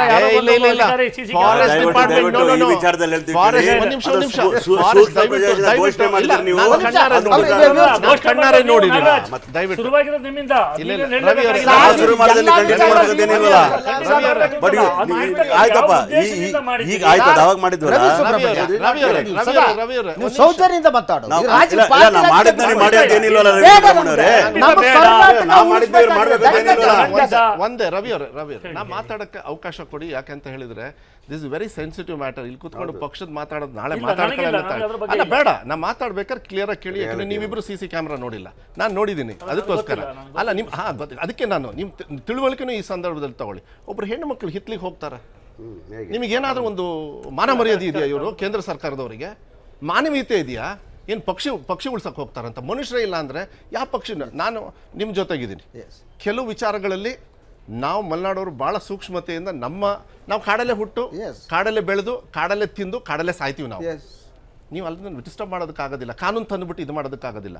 ಆಯಿತು, ನೀವು ಮಲ್ತಾರ ಈ ಧೋರಣೆ ಇಲ್ಲ ಅಂತ ಹೇಳ್ತಿದ್ದೀರಲ್ಲ, ನಿಜವಾಗ್ಲೂ ಎಲ್ಲಾದರೂ ಒಂದು ಕೇರಳಗೆ ಇಲ್ಲಿಗೆ ನೀವು ಏನಾದರೂ ಒಂದು ಕಾನೂನು ಬದಲಾವಣೆ ಆಗಿದೆಯಾ ಏನು ಅಂತ ಹೇಳಿ ಒಂದ್ಸತಿ ವಿಶ್ಲೇಷಣೆಯನ್ನು ಮಾಡ್ಕೊಳ್ಳೋಕ್ಕೆ ಒಂದು ಸಿಸ್ಟಮ್ ಏನಾದ್ರು ಇಟ್ಕೊಂಡಿದ್ದೀರಾ? ಅಲ್ಲ, ನಾನು ಹೇಳಿದೆ ಯಾಕೆ CC ಕ್ಯಾಮ್ರಾ ನಾನು ಹೇಳೋಣ ಅಂದ್ಕೊಂಡು ಅದು ಮರ್ತೋಗ್ಬಿಟ್ಟೆ. ಯಾಕೆಂದರೆ ಅವ್ರು ಮಾತಾಡ್ಬೇಕಾದ್ರೆ ಇದನ್ನು ಇಟ್ಕೊಂಡು ಮಾತಾಡಬೇಕಾಗತ್ತೆ. ನೀವು ಕಾನೂನು ಮಾಡೋದು ಯಾರಿಗೆ? For the power, for the people, by the people. ಹೌದು, ಎಲ್ಲಿ ಹೋಯ್ತು ನಿಮ್ಮದು? ಶಂಕರ್, ನಾನು ನೋಡಿ ಈಗ ಮಧು ಅವರು ಬಹಳ ಅದ್ಭುತ. CC ಕ್ಯಾಮ್ರಾ ಹಳ್ಳಿ ಜನ ಕಾಡ್ ನಡುವೆ ಬದುಕುವವರು, ಕಾಡಿನಲ್ಲಿ ಬದುಕುವ ಕಾಡು ಕುರುಬರು, ಹಿಂದುಳಿದ ಜನಾಂಗದವರು, ಅವರೇ ಅರಣ್ಯ ರಕ್ಷಕರು. ಅವರೆಂದೂ ಅರಣ್ಯ ನಾಶ ಮಾಡೋರಲ್ಲ. ಬುಡಕಟ್ಟು ಜನಾಂಗದವರು ಅರಣ್ಯ ಜೊತೆ ಒಂದು ಸಹಬಾಳ್ವೆ ಇದೆ, ಒಂದು ಪ್ರೀತಿ ಇದೆ, ಒಂದು ಸಂಬಂಧ ಇದೆ. ಅದನ್ನು ಅರ್ಥ ಮಾಡದೆ ಅವ್ರು ಸಪರೇಟ್ ಮಾಡಿಬಿಟ್ಟು ಮಾಡೋದು ಇದೆಯಲ್ಲ. ನಾನು ನಿಮ್ಮ ಪಕ್ಷದ ಮಾತ್ರ ಹೇಳ್ತಾ ಇಲ್ಲ, ನಾನು approach of bureaucracy I very much serious. ರಾಜಕಾರಣ ಇದರಲ್ಲಿ ಎಷ್ಟಿದೆ, ರಾಜಕೀಯ ವ್ಯಕ್ತಿಗಳು ಎಷ್ಟು ಇದ್ರ ಬಗ್ಗೆ ಯೋಚನೆ ಮಾಡ್ತಾರೆ ನನಗೆ ಗೊತ್ತಿಲ್ಲ. ಆದರೆ bureaucracy is the main culprit. S Shankar, ಈ ಒಂದು ಕೇರಳದವರು ಇದಕ್ಕೆ ಮುಂಚೆನೇ ಒಂದು ಸಲ ಅವ್ರಿಗೆ 1600 ಎಕರೆನೋ ಏನೋ ಅವ್ರಿಗೆ ನೋಟಿಫೈ ಮಾಡಿದರು. ಅವರು ನಾವೊಂದು ಸರ್ವೆ ಮಾಡಿದ್ದೀವಿ, 900 ಚಿಲ್ಲರೆ ಎಕರೆ ಆ್ಯಕ್ಚುಲಿ ಫಾರೆಸ್ಟ್ ಏರಿಯಾನೇ ಅಲ್ಲ ಅಂತ ಒಂದು ರಿಪೋರ್ಟ್ ಕೊಟ್ಟರು. ಅದು ಗೌರ್ಮೆಂಟ್ ಅಕ್ಸೆಪ್ಟ್ ಮಾಡ್ತು. ಒಂದನೇದು. ಎರಡನೇದು, ಈಗ ಗೋವಾದಲ್ಲಿ 2014ರಲ್ಲಿ ಇನ್ನೇನು ಕಾಂಗ್ರೆಸ್ ಗೌರ್ಮೆಂಟ್ ಹೋಗ್ತಾ ಇದೆ ಅನ್ನೋ ಸಿಚುವೇಷನಲ್ಲಿ ಸುಪ್ರೀಂ ಕೋರ್ಟ್ನಿಂದ ಒಂದು ಬಂತು. ಅದುವರೆಗೆ ಮೈನಿಂಗ್ ಬ್ಯಾನ್ ಮಾಡಿದ್ರು, ಬ್ಯಾನ್ನ ಲಿಫ್ಟ್ ಮಾಡಿದರು. ಆವಾಗ ಇವರು ಮನೋಹರ್ ಪರಿಕ್ಕರ್ ಚೀಫ್ ಮಿನಿಸ್ಟರ್ ಆಗಿದ್ದರು. ಅವರು ಸೆಂಟ್ರಲ್ ಗೌರ್ಮೆಂಟಿಗೆ ಬರೆದ್ರು, ಮೈನಿಂಗ್ನ ನೀವು ತೆಗೆದು ಹಾಕ್ಬಿಟ್ರೆ ಗೋವಾ ಸರ್ವನಾಶ ಆಗುತ್ತೆ, ನೀವು ಮೈನಿಂಗ್ ಅವಕಾಶ ಕೊಡಬೇಕು, ಬಟ್ ವೆಸ್ಟರ್ನ್ ಘಾಟ್ಸ್ ಬಗ್ಗೆ ನಂಗೆ ಪ್ರೀತಿ ಇದೆ ಅಂತ. ಇವರು ಎಲ್ಲರೂ ನಾಳೆ ಏನು ಈಗ 60 ದಿನ ಏನೋ ಇವರು ಎಕ್ಸ್ಪ್ಲನೇಷನ್ಗೆ ಕೊಟ್ಟು ಈಗ ನೋಟಿಫಿಕೇಶನ್ ಕೊಟ್ಟಿದ್ದಾರೆ. ಇವರೆಲ್ಲ ಏನೇನು ಹೇಳ್ತಾರೆ ಅನ್ನೋದು ಇನ್ನೂ ಕಾಯೋದ್ರಲ್ಲಿದೆ ನಮಗೆ. ಈಗಾಗಲೇ ಕೇರಳನೇ ಹೊರಗಿಡ್ತಾರೆ ಇವರು ಅಂತಾರೆ. ಇದನ್ನ ಮಲ್ತಾಯಿ ಧೋರಣೆ ಅಂದರೆ ನಾನು ಅದನ್ನ ಬೇರೆ ಪದವನ್ನು ಕೊಟ್ಟಿದ್ದೆ, ಮಹದಾಯಿ ಧೋರಣೆ ಅಂತ. ನೀವು ಮಲ್ತಾಯಿ ಧೋರಣೆ ಅಲ್ಲ ಅಂತ ರವಿ. ಆದ್ರೆ ಇದನ್ನ ನಾನು ಇದನ್ನು ಪಕ್ಷಾತೀತ ಕೇರಳ ಲಾಬಿ ಇದೆಯಲ್ಲ, ನೀವು ಕೇರಳ ಲಾಬಿ ದೆಹಲಿಯಲ್ಲಿ ಅಷ್ಟು ಪವರ್ಫುಲ್ ಆಗಿದೆ. ನಮ್ಮ ಕರ್ನಾಟಕ ಲಾಬಿ ಏನಿದೆ? ನೀವು ಯಾವ್ದು ನೀವು ಮಾಡಿಲ್ವಾ? ನೀವು ಕಳ್ಳ, ನಾ ಕಳ್ಳ, ನೀ ಕಳ್ಳ, ನಾ ಕಳ್ಳ, ಜಲ್ಲಿಕಟ್ಟು ಜೀವ ಪೂರ್ತಿ ಕಳ್ಳ ಕಳ್ಳ ಅಂದ್ಕೊಳ್ಳೆ ಹೇಳಿದ್ರು. There was no BJP Tamil Nadu. Can't take an excuse ಅಲ್ಲಿ ಆಗ್ತದೆ. ಮಾತಾಡ್ಬೋದಾ? ಇವಾಗ ಏನಾಗಿದೆ, ಅಲ್ಲಿರ್ತಕ್ಕಂತಹ ಹಳ್ಳಿಗರು ಯಾರು ಮೂಲವಾಸಿಗಳಿದ್ದಾರೆ ಅವರ ಒಕ್ಕಲಿಗಿಸ್ಬೇಕು ಅಂತಕ್ಕಂಥದ್ದು ನಮ್ಮ ಭಾವನೆಯೂ ಅಲ್ಲ. ಖಂಡಿತವಾಗ್ಲೂ ನಾನು ಹೇಳ್ತಾ ಇರ್ತಕ್ಕಂಥದ್ದು, ತಾವು ಹೇಳಿದ್ರಿ ಇಲ್ಲಿ ಬ್ಯೂರೋಕ್ರಾಟ್ಸ್ದು ಯಾವ ಥರ ಕೆಲಸ ಮಾಡಿರ್ತಾರೆ ಅಂಥೇಳಿ. ಇವತ್ತು ಯಾರು ಆ ಹಳ್ಳಿಗಾಡಿನ ಜನ ಅಥವಾ ಆದಿವಾಸಿಗಳು ಅಲ್ಲಿ ನಂಬ್ಕೊಂಡು ವಾಸ ಮಾಡ್ತಾ ಇದ್ದಾರೆ, ಅವರನ್ನು ಖಂಡಿತ ಅದ್ರ ಬಗ್ಗೆ ಇಲ್ಲ. ಇವತ್ತು ಮೈನಿಂಗ್ ಆ್ಯಕ್ಟಿವಿಟಿ ಆಗಿರ್ಬೋದು ಅಥವಾ ಕಾಡುಗಳರಾಗಿರ್ಬೋದು, ಮರ ಕಡಿತಾ ಇರ್ತಕ್ಕಂಥವ್ರು ಮತ್ತು ಬೇರೆ ಯಾವುದೇ ಆ್ಯಕ್ಟಿವಿಟಿಗಳು ಅಲ್ಲಿ ನಡಿಬಾರ್ದು ಅಂತಕ್ಕಂಥದ್ದು ಅಷ್ಟೇ ಉದ್ದೇಶ. ಆದರೆ ಇವತ್ತು ಈ ಕ್ಯಾಮ್ರಾಗಳನ್ನು ಯಾವ ಸಂದರ್ಭದಲ್ಲಿ ಯಾವ ಉದ್ದೇಶಕ್ಕೆ ಯಾರು ಹಾಕಿದ್ದಾರೆ ಅಂತಕ್ಕಂಥ ಮಾಹಿತಿ ನನಗೂ ಇಲ್ಲ. ಖಂಡಿತವಾಗಿ ಇಲ್ಲಿ ಗೊತ್ತಿಲ್ಲದಲ್ಲೇ ಇರತಕ್ಕಂಥ ವಿಷಯಗಳನ್ನು ನಾವು ಮಾತಾಡಬಾರ್ದು. ಆದರೆ ಅದನ್ನು ಇವ್ರು ಹೇಳಿದ್ರಲ್ಲ, ಯಾವುದೋ ಮನೆ ಹಿತ್ತಲಲ್ಲಿ ಹಾಕಿದ್ರೆ ಸರ್ಕಾರ, ಸರ್ ಒಂದು ನಿಮಿಷ, ಇಲ್ಲಿ LPU ಒಂದು ಸರ್ಕಾರ ತಮ್ಮ ಜನರನ್ನೇ ನಂಬಲ್ಲ ಅಂತಾದ್ರೆ, ಜನರ ಅಡಿಗೆ ಮನೆಗೂ ಹಿತ್ತಲಿಗೂ ಕ್ಯಾಮ್ರಾ ಹಾಕಿ ಅವ್ರನ್ನ ಸೂಕ್ಷ್ಮವಾಗಿ ನೋಡ್ತೀರಿ ಅಂತಂದ್ರೆ, ಅದು ಯಾರು ಅಡಿಗೆ ಮನೆ ಹಿತ್ಲಿಗೆ ಹಾಕಿದ್ರೆ ಖಂಡಿತ ತಪ್ಪು. ಅದ್ರ ಬಗ್ಗೆ ನಾನು ಹೇಳ್ತೀನಿ. ಖಂಡಿತವಾಗ್ಲೂ ಅದನ್ನು ಬೇಡ, ಯಾರದೋ ಮನೆ ಅಂಗಳಕ್ಕೆ ಹಾಕಿದ್ರು ತಪ್ಪೆ, ಹಿತ್ಲಿಗಲ್ಲ ಅವನ ಮನೆ ಅಂಗಳದಲ್ಲಿ ಹಾಕಿದ್ರು ತಪ್ಪೆ. ಆದರೆ ಇವತ್ತು ಬೇರೆ ಬೇರೆ ಕಾರಣಗಳಿಂದ ಯಾವುದೋ ಆಯಕಟ್ಟಿನ ಪ್ರದೇಶಗಳಲ್ಲಿ ರಕ್ಷಣೆಯ ದೃಷ್ಟಿಯಿಂದ ಹಾಕಿದ್ರೆ ಖಂಡಿತವಾಗ್ಲೂ ಅದನ್ನು ನಾವು ಎಲ್ಲರೂ ಸೇರಿ ಸ್ವಾಗತಿಸಬೇಕು. ಆದರೆ ತಾವು ಹೇಳ್ದಂಗೆ ಈಗ ಅಲ್ಲಿ ಬುಡಕಟ್ಟು ವಾಸಿಗಳು ಯಾರು ಇದ್ರೆ ಅಂಥವ್ರನ್ನ ಯಾರನ್ನಾರು ಒಕ್ಕಲೆಬ್ಬಿಸ್ತಾರೆ ಅಂತಕ್ಕಂಥದ್ದಕ್ಕೆ ಅದಕ್ಕೊಂದು ಎಕ್ಸಂಪ್ಷನ್ ಬೇಕಾಗುತ್ತೆ. ಮಾತು ಹೇಳಿದ್ರು ಪಕ್ಷಾತೀತವಾಗಿ ನಡೀತಿದೆ. ನೀವು ಯಾವುದು ಸೂಕ್ಷ್ಮ ವಲಯ ಅಂತ ಘೋಷಿಸ್ತೀರಿ, ಅಲ್ಲಿ ಕೆಲವು ರಿಸ್ಟ್ರಿಕ್ಷನ್ಸ್ ಇರ್ತವೆ. ಯಾವ ಒಕ್ಕಲೆಕ್ಸದ ಹಾಳ ಹೋಗ್ಲಿ, ಅಲ್ಲಿ ಇದ್ದ ಕೊಂದು ಬಿಡ್ತೀರಲ್ರಿ ಅವ್ರನ್ನ. ಏನು ರಿಸ್ಟ್ರಿಕ್ಷನ್ಸು? ಮೊದಲನೇದಾಗಿ ನಿಮ್ಮ ಆಸ್ತಿ ಏನಿದೆ, ಯಾವುದು ತೋಟ ಇನ್ನೊಂದಿರಲಿ, ಅದನ್ನು ವಿಸ್ತರಣೆ ಮಾಡೋ ಹಾಗಿಲ್ಲ. ಓಕೆ, ವಿಸ್ತರಣೆ ಮಾಡೋಕ್ಕೆ ಜಾಗ ಇಲ್ಲ. ಸೆಕೆಂಡ್ ಏನು, ನಿಮಗೆ ಅಲ್ಲಿ ಯಾವುದೇ ಅಭಿವೃದ್ಧಿ ಕೆಲಸ ಅಂತ ಕನ್ಸಿಡರ್ ಮಾಡ್ತಿರೋ ಅದನ್ನ ಯಾವುದೂ ಮಾಡಂಗಿಲ್ಲ. ಅವ್ರ ಮನೆಗೆ ವಿದ್ಯುತ್ ಬೇಕಾದ್ರೆ ವಿದ್ಯುತ್ ಇಲ್ದಿರ್ ತಗೊಳಾಗಿಲ್ಲ. ಪಕ್ಕದಲ್ಲಿ ಒಂದು ಗುಡಿಸಲು ಬೇಕು ಅಂದ್ರೆ ಹಾಕೊಳ್ಳಾಗಿಲ್ಲ. ಅವರು ಏನು ಎಕಾಲಜಿ ಏನು ಉಳ್ಸಕ್ ಹೊರಟಿದ್ದೀರಿ? ಅಲ್ಲ, ಅದನ್ನೇ ಹೇಳ್ತಾ ಇರೋದು, ಫರ್ದರ್ ಎಕ್ಸ್ಪಾನ್ಷನ್ ಬೇಡ, ಇರ್ತಕ್ಕಂಥವ್ರು ಇರ್ಲಿ. ನಗರ ಪ್ರದೇಶಗಳನ್ನ ಅಂದ್ರೆ ರವಿ, ನಾನು ಅನ್ಕೊಂಡಿದ್ದೆ ನೀವು ಇದನ್ನ ಡಿಫೆಂಡ್ ಮಾಡಲ್ಲ ಅಂತ. ಅಲ್ಲ, ನಾನೀಗ ಏನ್ ಹೇಳ್ತಾ ಇದ್ದೀನಿ, ಬಹಳ ವಿಚಾರ ನಾನೀಗ ಅದನ್ನು ಹೇಳ್ತಾ ಇದ್ದೀನಿ.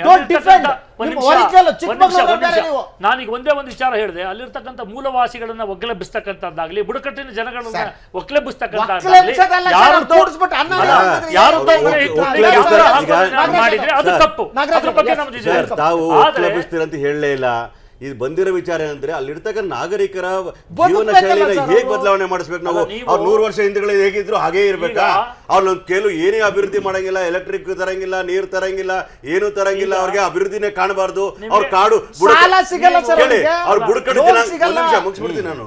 ಅವ್ರ ಬುಡಕಟ್ಟು ಜನಾಂಗದವರು ಅವ್ರ ಕಾಡುಗಳಲ್ಲಿ ಇರ್ಬೇಕು, ಪ್ರಾಣಿಗಳ ತರನೇ ಇರ್ಬೇಕು ಅಂತ ಧೋರಣೆ ಏನ್ ಅರ್ಥ? ಅದಕ್ಕೆ ಹಿಂದ್ಗಡೆ ಕ್ಯಾಮೆರಾ ಹಾಕ್ತಕ್ಕಂಥದ್ದು, ಆ ಹೆಣ್ಮಕ್ಳೆಲ್ಲ ಹೊರಗಡೆ ಹೋಗಬಾರ್ದು ಅಂತ ರೀತಿಯಲ್ಲಿ ಒಂದು ಗುಡಿಸಲು ಒಂದು ಸೀಟ್ ಹಾಕೊಳ್ಳೋದು ಸಂದೇಶವನ್ನು ಕೊಡ್ತಾ ಇದ್ದಾರೆ.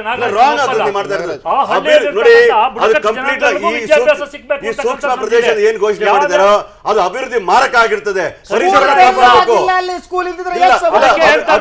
ಅಭಿವೃದ್ಧಿ ಪೂರ್ವಕ ಇರಬೇಕಾಗತ್ತೆ. ಈಗ ಅಭಿವೃದ್ಧಿ ನೀವು ಇವತ್ತು ಆ ಬುಡಕಟ್ಟು ಜನಾಂಗದವರಿಗೆ ಒಂದ್ ನಿಮಿಷ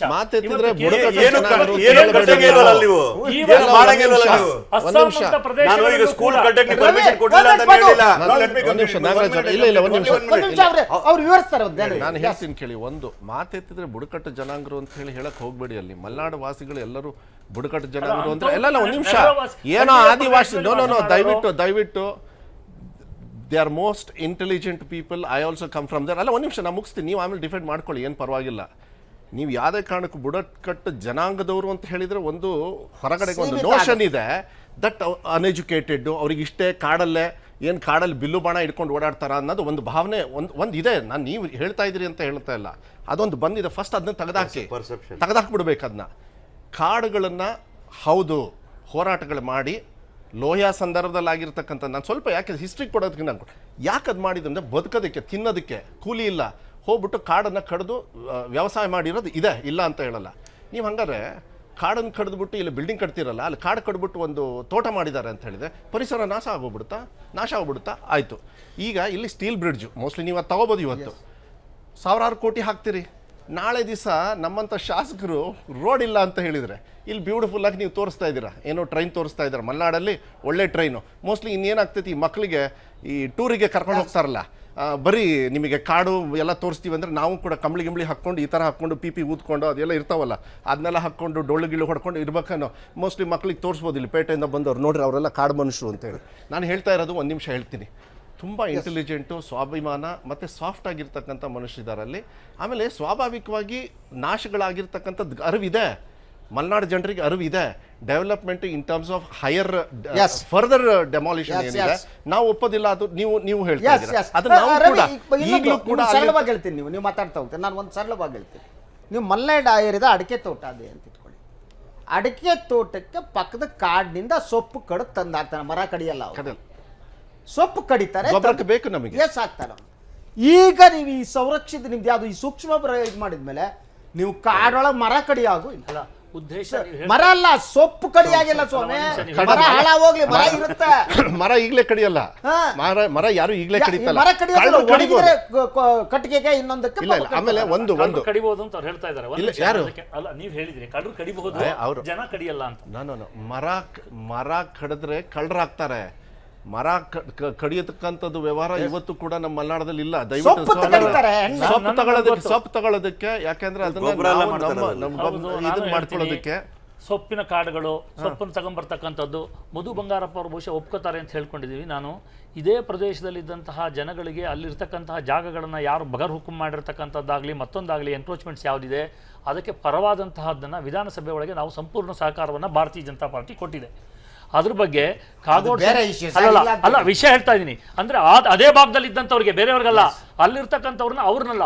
ನಾನು ಬುಡಕಟ್ಟು ಜನಾಂಗ ಅಂತ ಹೇಳಿದ್ರೆ ಅದನ್ನ ಬರೀ ಪೂರ್ತಿ ಬುಡಕಟ್ಟಿಗೆ ಸೀಮಿತವಾಗಿದೆ ಅಂತಲ್ಲ, ಹಳ್ಳಿಯ ಪ್ರದೇಶ ಮತ್ತು ಬುಡಕಟ್ಟು ಅಂತ ಹೇಳಿದೀನಿ. ಅಲ್ಲಿರ್ತಕ್ಕಂಥ ಹಳ್ಳಿಯಲ್ಲಿರ್ತಕ್ಕಂಥವ್ರನ್ನು ವಾಸ ಮಾಡ್ತಕ್ಕಂಥವ್ರಿಗೂ ಒಕ್ಕಲೆಬ್ಬಿಸ್ತಕ್ಕಂಥದ್ದಲ್ಲ, ಅಲ್ಲಿರ್ತಕ್ಕಂಥ ಅವಕಾಶವನ್ನ ಕೊಡಬೇಕು. ನಾಗರಾಜ್ ಅವರು ಹೇಳಿದಾಗೆ ಅಲ್ಲಿ ಯಾರು ಇದ್ದಾರೆ ಪೂರ್ತಿ ಎಲ್ಲಿ ಎಜುಕೇಶನ್ ಇಂಟೀರಿಯರ್ ಕಾರ್ಡಲ್ಲಿ ಇರ್ತಕ್ಕಂಥ ಬುಡಕತ್ತಿಗೆ ವಿದ್ಯಾಭ್ಯಾಸ ಸಿಗ್ತಾ ಇಲ್ಲ, ಅವ್ರನ್ನ ಇರ್ತಕ್ಕಂಥ ಪ್ರದೇಶದಲ್ಲಿ ಅವರಿಗೆ ವಿದ್ಯಾಭ್ಯಾಸ ಕೊಡೋ ಸ್ಥಿತಿ ನಿರ್ಮಾಣ ಆಗ್ಬೇಕು.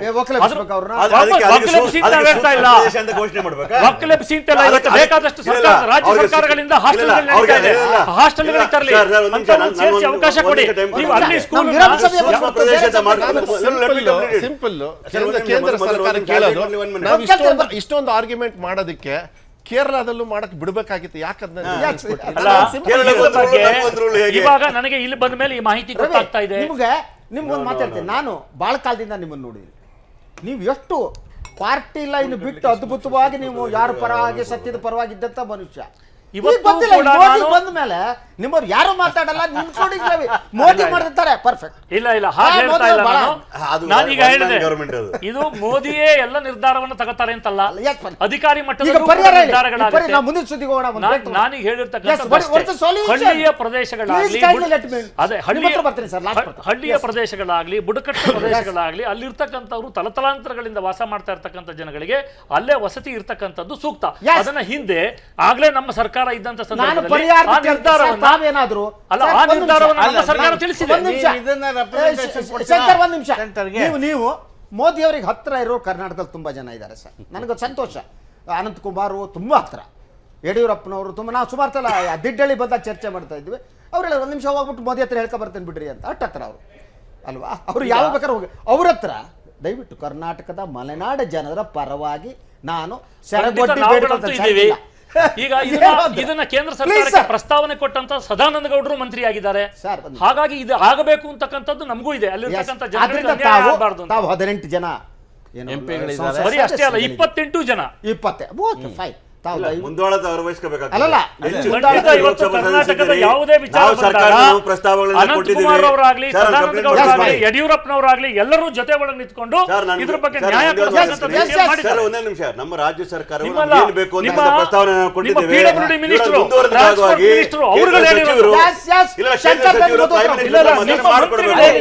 ಸರ್ಕಾರದಲ್ಲಿ ರಾಜ್ಯದ ರೆಪ್ರೆಸೆಂಟೇಟಿವ್ಸ್ ಯಾರು ಮಂತ್ರಿಗಳಿದ್ದಾರೆ ಅವ್ರ ಸಹಕಾರವನ್ನು ಅವ್ರು ಹೇಳಿದ್ದಾರೆ.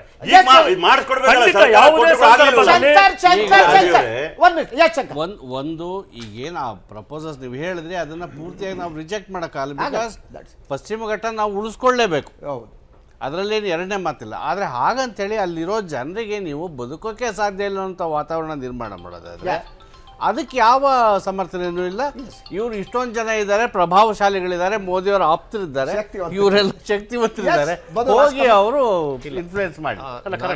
ಪಶ್ಚಿಮ ಘಟ್ಟವೂ ಉಳಿಬೇಕು, ಅಲ್ಲಿರ್ತಕ್ಕಂಥ ಜನರ ಬದುಕು ಉಳಿಬೇಕು. ನಾನು ಅದಕ್ಕೆ ಒಂದೇ ಸೊಲ್ಯೂಷನ್, ಫಸ್ಟ್ ಈ ಆಫೀಸರ್ಸ್ನ ಕಾನೂನು ಮಾಡೋದಕ್ಕೆ ಬಿಡಬಾರ್ದು. ಅಲ್ಲಿ ಜನಪ್ರತಿನಿಧಿಗಳಿದ್ದಾರೆ, ಅಲ್ಲಿ ಸಾಕಷ್ಟು ಜನರು 106 ವರ್ಷದಿಂದ ಬದುಕಿರ್ತಕ್ಕಂಥವ್ರು ಇದ್ದಾರೆ, ಅವ್ರದ್ದೆಲ್ಲ ವಿಶ್ವಾಸವನ್ನು ತಗೊಂಡು ಹೋಗ್ತಕ್ಕಂಥ ವ್ಯವಸ್ಥೆ ಮಾಡಲೇಬೇಕಾಗುತ್ತೆ. ಯಾಕೆಂದರೆ ಎಂಡ್ ಆಫ್ ದ ಡೇ ಕೆಲವು ನಿರ್ಧಾರಗಳನ್ನು ನೀವು ಸ್ಟೀಲ್ ಬ್ರಿಡ್ಜು ತೀರ್ಮಾನ ಮಾಡಿದವ್ರು ಯಾರು? ಅಡ್ವಾಂಟೇಜ್ ಪಕ್ಷಗಳು ತಗೊಳ್ತವೆ, ಡಿಸ್ಅಡ್ವಾಂಟೇಜ್ ಪಕ್ಷಗಳು ತಗೊಳ್ತವೆ, ಅದು ಚರ್ಚೆ ಬರ್ಬೋದು ನೆಕ್ಸ್ಟು. ಬಟ್ ತೀರ್ಮಾನ ಮಾಡಬೇಕಾದ್ರೆ ಅಲ್ಲಿರ್ತಕ್ಕಂಥ ಜನರಿಂದ ಅದು ಇವತ್ತು ಹೊರಗಡೆ ಬಂದು ಇರೋ ಹೋರಾಟ ಆಗಿರ್ತಕ್ಕಂಥದ್ದು. ಸೇಮ್ ರೀತಿ ಅಲ್ಲೂ ಕೂಡ ಅಲ್ಲಿರ್ತಕ್ಕಂಥ ವ್ಯವಸ್ಥೆಗೆ, ಆಮೇಲೆ ಈ ಕ್ಯಾಮ್ರಾ ಹಾಕಿರೋದು ಹಿತ್ತಲಲ್ಲಿ ಯಾರು ನೋಡಬೇಕು ಅಂತ ಹೇಳಿ ನಾನು ದಯವಿಟ್ಟು ಅದನ್ನು ನೀವು ಹೇಳ್ತಾ ಇದ್ರಿ, ಅದು ನಾವು ಇದು ಮಾಡ್ತೀವಿ ಅಂತ ದಯವಿಟ್ಟು ನಾನು ನಿಮಗೆ ಹೇಳ್ತಾ ಇದ್ದೀನಿ. ಕ್ಯಾಮ್ರಾ ಹಾಕಿರ್ತಕ್ಕಂಥದ್ದು ಉದ್ದೇಶ ಏನೋ ಕಡ್ದು ಬಿಡ್ತಾರೆ, ಏನೋ ನಾಶ ಮಾಡಿಬಿಡ್ತಾರೆ ಅಂತ. ಈಸ್ ಇಟ್ ಟೆಕ್ನಿಕಲಿ ಆಗುತ್ತಾ? ಆಮೇಲೆ ನೀವು ಹೇಳಿದ್ರಿ ಇದು ರಾಜ್ಯ ಸರ್ಕಾರದ್ದು ಅಂತ. ಸಾರಿ, ನೀವು ಕರೆಕ್ಟಾಗಿ ತಿಳ್ಕೊಳ್ಬೇಕಾಗತ್ತೆ. Forest department controlled by central government. ನೀವು ಇಲ್ಲ ಒಂದು ನಿಮಿಷ ರವೀರ, ನಾನು ಮಾತಾಡ್ತೀನಿ, ಮುಗಿಸ್ಬಿಡ್ತೀನಿ. ಯಾವಾಗಲೂ ಅಷ್ಟೇ ಕಾನೂನು ಫಾರೆಸ್ಟ್ ಡಿಪಾರ್ಟ್ಮೆಂಟ್ ಬರ್ತಕ್ಕಂಥದ್ದು ಇಲ್ಲಿದಲ್ಲ. ನಿಮಗೆ ಕೆಲವು ಮಾತ್ರ ಎಲ್ಲ ಸೆಂಟ್ರಲ್, ಒಂದು ನಿಮಿಷ ನಾನು ಮುಗಿಸ್ತೀನಿ. ಸೆಂಟ್ರಲ್ ಫಾರೆಸ್ಟ್ ಆ್ಯಕ್ಟ್ ಇರೋದ್ರಿಂದ everything is binded by central government. So ನೀವು ಅಷ್ಟು ಈಸಿಯಾಗಿ ಅದ್ರ ವಿಚಾರದಲ್ಲಿ ತಪ್ಪಿಸ್ಕೊಳ್ಳೋದಕ್ಕಾಗೋದಿಲ್ಲ. ಆಮೇಲೆ ಇಟ್ಸ್ ಎ ಡೇ ಲೈಟ್ ಏನೋ ಅನಾಹುತ ಆಗ್ತಕ್ಕಂಥದ್ದು. ಕೇರಳಗೊಂದು ನಮಗೊಂದು ಅನಾಹುತ ಮಾಡಿರ್ತಕ್ಕಂಥದ್ದು ಅದು ಒಳ್ಳೆ ಸಭ್ಯತೆ ಅಲ್ಲ. ಅದನ್ನು ನಾನು ಒಂದು ಹೇಳ್ತೀನಿ. ನಾನು ಹೇಳೋದು ಯಾರ್ಯಾರು ಜನಪ್ರತಿನಿಧಿಗಳು ಆ ಪಕ್ಷ ಈ ಪಕ್ಷ ಅಂತ ಹೇಳಲ್ಲ, ಯಾಕೆಂದ್ರೆ ಜನರು ತೀರ್ಮಾನ ಮಾಡಿ ಅಲ್ಲಿ MP ಗಳನ್ನ ಕಳಿಸಿರ್ತಾರೆ. ರಾಜ್ಯ ಸರ್ಕಾರದವ್ರು ಡಿಫೆಂಡ್ ಮಾಡ್ತೀನಿ ಅಂತ ಹೇಳಿ ಇವತ್ತು ರಮಾನಾಥ್ ರಾಯ್ ಅವರು ಇವತ್ತು ಹೇಳಿಕೆಯನ್ನು ಕೊಟ್ಟಿದ್ದಾರೆ. ಅದು ಬಹಳ ಫ್ಯಾಕ್ಟ್ಫುಲ್ ಆಗಿ ಎಕ್ಸ್ಪೀರಿಯನ್ಸ್ ಪರ್ಸನಾಲಿಟೀಸ್ನ ಇಟ್ಕೊಂಡು ಮಾಡಬೇಕಾಗಿರುತ್ತೆ. ಎಲ್ಲ ಆಫೀಸರ್ಸ್ಗೆ ಕೈಯಲ್ಲಿ ಕೊಟ್ಟು ನೀವೇ ತೀರ್ಮಾನ ಮಾಡಿ ಅಂತಕ್ಕಂಥದ್ದು ಬರಬಾರ್ದು. ಅದಕ್ಕೆ ಬಟ್ ಇದಾಗಲಿಲ್ಲ ಅಂದರೆ ಮಲೆನಾಡಿನ ಭಾಗದ ಜನರ ಗ್ಯಾರಂಟಿ ಪಲ್ಸ್ ಮಾತ್ರ ನಾವು ಬೀದಿಗೆ, ಯಾಕೆಂದ್ರೆ ಯಾವುದಕ್ಕೂ ಉತ್ತರ ಬರೋದು ನೀವು ಮಡ್ರಾಸಲ್ಲೂ ಅಷ್ಟೇ ಹೆಂಗೆ ಅವ್ರು ಪಡ್ಕೊಂಡ್ರು ಗೊತ್ತಿದೆ. ಮಲೆನಾಡನ್ನು ಉಳಿಸ್ಕೊಂಡು ಅದನ್ನು ಯಾವ್ದು ರೀತಿ ಗೌರವಿಸಬೇಕು ಅಂತ ಹೇಳಿ ಮಲೆನಾಡು ನಿಮ್ಮ ಅಭಿಪ್ರಾಯ ಉಳಿದ ಪ್ಯಾನಲಿಸ್ಟ್ಗಳು ಒಪ್ತಾರೆ ಅಂತ ಅಂದ್ಕೊಂಡಿದ್ದೆ. ಪ್ರಿಯ ವೀಕ್ಷಕರೇ, ಎನಿವೆ ಮಲೆನಾಡಿನ ನಾವು ಪಶ್ಚಿಮ ಘಟ್ಟವನ್ನು ಉಳಿಸಬೇಕಾಗಿದೆ. ಅದರ ಜೊತೆ ಅಲ್ಲಿ ಬದುಕುವ ಜನ ಸಮುದಾಯ ಇದಾರಲ್ಲ, ಅವರು ಕನಿಷ್ಠ ಗೌರವದಿಂದ ಬದುಕುವ ವ್ಯವಸ್ಥೆ ರಾಜ್ಯದಲ್ಲಿ ಮತ್ತೆ ಡಬ್ಬಿಂಗ್ ವಿವಾದ ಭುಗಿಲೆದಿದೆ. ತಮಿಳಿನ ಎನ್ಐ ಅರಿಂದಾಲ್ ಅನ್ನೋ ಸಿನಿಮಾ ಸತ್ಯದೇವ IPS ಅನ್ನೋ ಹೆಸರಿನಲ್ಲಿ ಕನ್ನಡಕ್ಕೆ ಡಬ್ ಆಗಿತ್ತು. ಇಂದು ಬಿಡುಗಡೆ ಕೂಡ ಆಗಿದೆ. ಆದರೆ ಹಲವು ಕಡೆ ಪ್ರತಿಭಟನೆ ನಡೆದ ಹಿನ್ನೆಲೆಯಲ್ಲಿ ಚಿತ್ರ ಪ್ರದರ್ಶನ ರದ್ದುಗೊಂಡಿದೆ. ಇದೇ 9ರಂದು ಬೃಹತ್ ಪ್ರತಿಭಟನೆಗೆ ಕನ್ನಡ ಪರ ಹೋರಾಟಗಾರರು ತೀರ್ಮಾನ ಕೈಗೊಂಡಿದ್ದಾರೆ. ಕರ್ನಾಟಕದಲ್ಲಿ ಮತ್ತೆ ಭುಗಿಲೆದ್ದ ಡಬ್ಬಿಂಗ್ ವಿವಾದ. ರಾಜ್ಯದಲ್ಲಿ ಬೀದಿಗಿಳಿದ ಕನ್ನಡ ಪರ ಸಂಘಟನೆಗಳು. ಕನ್ನಡ ವಿರೋಧಿ ಕೃಷ್ಣೇಗೌಡನಿಗೆ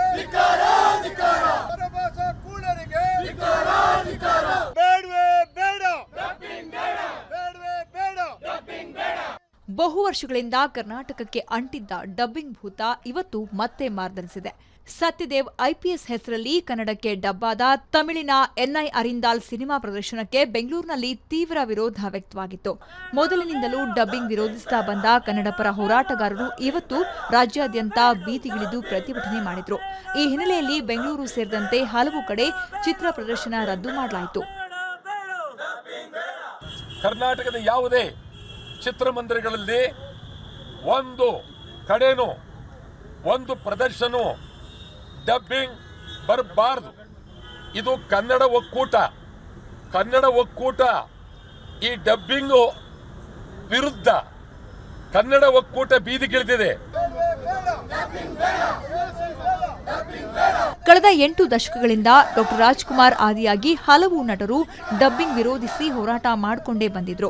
ಈಗ ಒಮ್ಮಿಂದೊಮ್ಮೆಲೆ ಡಬ್ಬಿಂಗ್ ಚಿತ್ರ ಬಿಡುಗಡೆಗೆ ಮುಂದಾದ ಕನ್ನಡ ಚಲನಚಿತ್ರ ವಾಣಿಜ್ಯ ಮಂಡಳಿ ಅಧ್ಯಕ್ಷ ಕೃಷ್ಣೇಗೌಡ ವಿರುದ್ಧ ತೀವ್ರ ಆಕ್ರೋಶ ವ್ಯಕ್ತಪಡಿಸಿದ ಕನ್ನಡ ಪರ ಸಂಘಟನೆ ಕಾರ್ಯಕರ್ತರು ವಾಣಿಜ್ಯ ಮಂಡಳಿ ಎದುರು ಪ್ರತಿಭಟನೆ ನಡೆಸಿ ಅವರ ಪ್ರತಿಕೃತಿ ದಹಿಸಿದ್ರು.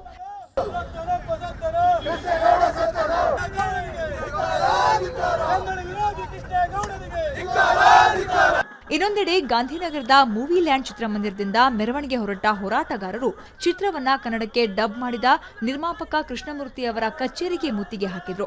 ಕಚೇರಿ ಬಂದ್ ಮಾಡಿ ರಸ್ತೆ ಮಧ್ಯದಲ್ಲಿ ಕೂತ್ಕೊಂಡು ಡಬ್ಬಿಂಗ್ ವಿರುದ್ಧ ಘೋಷಣೆಯನ್ನ ಕೂಗಿದ್ರು. ಡಬ್ಬಿಂಗ್ ನಿಲ್ಲಿಸುತ್ತಿದ್ರೆ ಸರ್ಕಾರದ ಮೊರೆ ಹೋಗುವುದಾಗಿ ಎಚ್ಚರಿಕೆ ನೀಡಿದ್ರು.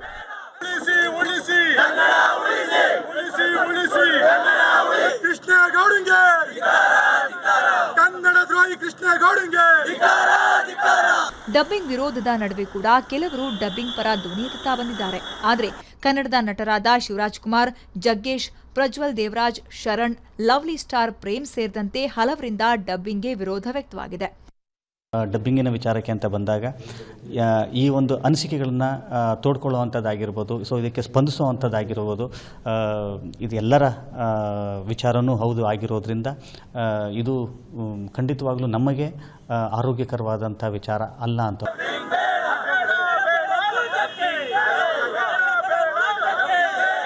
ಇಷ್ಟೆಲ್ಲ ಆಗ್ತಿದ್ರೂ ಕೂಡ ಹೋರಾಟಗಳು ನಡೀತಾ ಇದ್ರು. ಕನ್ನಡ ಚಲನಚಿತ್ರ ವಾಣಿಜ್ಯ ಮಂಡಳಿ ಅಧ್ಯಕ್ಷ ಕೃಷ್ಣೇಗೌಡ ಮಾತ್ರ ಡಬ್ಬಿಂಗ್ ನಿಲ್ಲಿಸಲ್ಲ ಅಂತಿದ್ದಾರೆ. ಹೋರಾಟಗಾರರ ವಿರುದ್ಧ ಮೊಕದ್ದಮೆ ಹೂಡೋದಾಗಿ ಕೃಷ್ಣೇಗೌಡ ಹೇಳ್ತಿದ್ದಾರೆ. ಹೈಕೋರ್ಟಿನ ನೇರ ನಿರ್ದೇಶನ ಇದೆ. ಲ್ಯಾಂಡ್ ಆರ್ಡರ್ ಪ್ರಾಬ್ಲಮ್ ಆದಂಗೆ ಅದನ್ನು ಪ್ರೊಟೆಕ್ಟ್ ಮಾಡ್ತಕ್ಕಂಥ ಕೆಲಸ ಪೊಲೀಸ್ ಡಿಪಾರ್ಟ್ಮೆಂಟ್ ಆಗಿರೋದ್ರಿಂದ ಅವರೆಲ್ಲ ಕಡೆನೂ ಸಶಸ್ತ್ರವಾಗಿದ್ದಾರೆ. ಮತ್ತು ಅದು ಬೇಕಾದ ಏನು ಸೆಕ್ಯೂರಿಟಿ ಬೇಕಾದನ್ನು ನೀಡಿದ್ದಾರೆ. ಎಲ್ಲ ಕಡೆ ಯಶಸ್ವಿಯಾಗಿ ಪ್ರದರ್ಶನವಾಗ್ತಿದೆ. ಕೇವಲ ರಾಜ್ಯ ರಾಜಧಾನಿಯಲ್ಲಷ್ಟೇ ಅಲ್ಲದೆ ಮೈಸೂರು, ಚಿತ್ರದುರ್ಗ, ಹುಬ್ಬಳ್ಳಿ, ಬೆಳಗಾವಿಯಲ್ಲೂ ಕೂಡ ವಿವಿಧ ಕನ್ನಡ ಪರ ಸಂಘಟನೆಗಳು ಬೀದಿಗಿಳಿದು ಹೋರಾಟ ನಡೆಸಿದವು. ಆದರೆ ಬೆಳಗಾವಿಯಲ್ಲಿ ಸತ್ಯದೇವ್ IPS ಚಿತ್ರ ಪ್ರದರ್ಶನ ರದ್ದುಗೊಳಿಸಿದ್ದಕ್ಕೆ ಕರ್ನಾಟಕ ನವನಿರ್ಮಾಣ ಸೇನೆ ಕಾರ್ಯಕರ್ತರು ಆಕ್ರೋಶ ವ್ಯಕ್ತಪಡಿಸಿದರು. ಅಲ್ಲದೆ ಚಿತ್ರಮಂದಿರ ಸಿಬ್ಬಂದಿಗೆ ಹೂವನ್ನ ಕೊಟ್ಟು ಚಿತ್ರ ಪ್ರದರ್ಶನ ಮಾಡುವಂತೆ ಮನವಿ ಮಾಡಿದರು. ಈ ಹಿಂದೆ ಕೂಡ ಹಿಂದಿಯ ಮೈ ಹಸ್ಬೆಂಡ್ಸ್ ವೈಫ್ ಅನ್ನೋ ಚಿತ್ರ ನನ್ನ ಗಂಡನ ಹೆಂಡತಿ ಅನ್ನೋ ಹೆಸರಲ್ಲಿ ಡಬ್ ಆಗಿ ರಿಲೀಸ್ಗೆ ರೆಡಿ ಆಗಿತ್ತು. ಆಗಲೂ ಕೂಡ ಕನ್ನಡ ಪರ ಹೋರಾಟಗಾರರು ಪ್ರತಿಭಟನೆ ಮಾಡಿದ್ರು. ಇನ್ನು ಇದೇ ತಿಂಗಳ 9ರಂದು ಬೆಂಗಳೂರಿನ ಮೈಸೂರು ಬ್ಯಾಂಕ್ ಸರ್ಕಲ್ ಬಳಿ ಬೃಹತ್ ಪ್ರತಿಭಟನೆ ಮಾಡೋದಕ್ಕೆ ನಿರ್ಧರಿಸಲಾಗಿದೆ.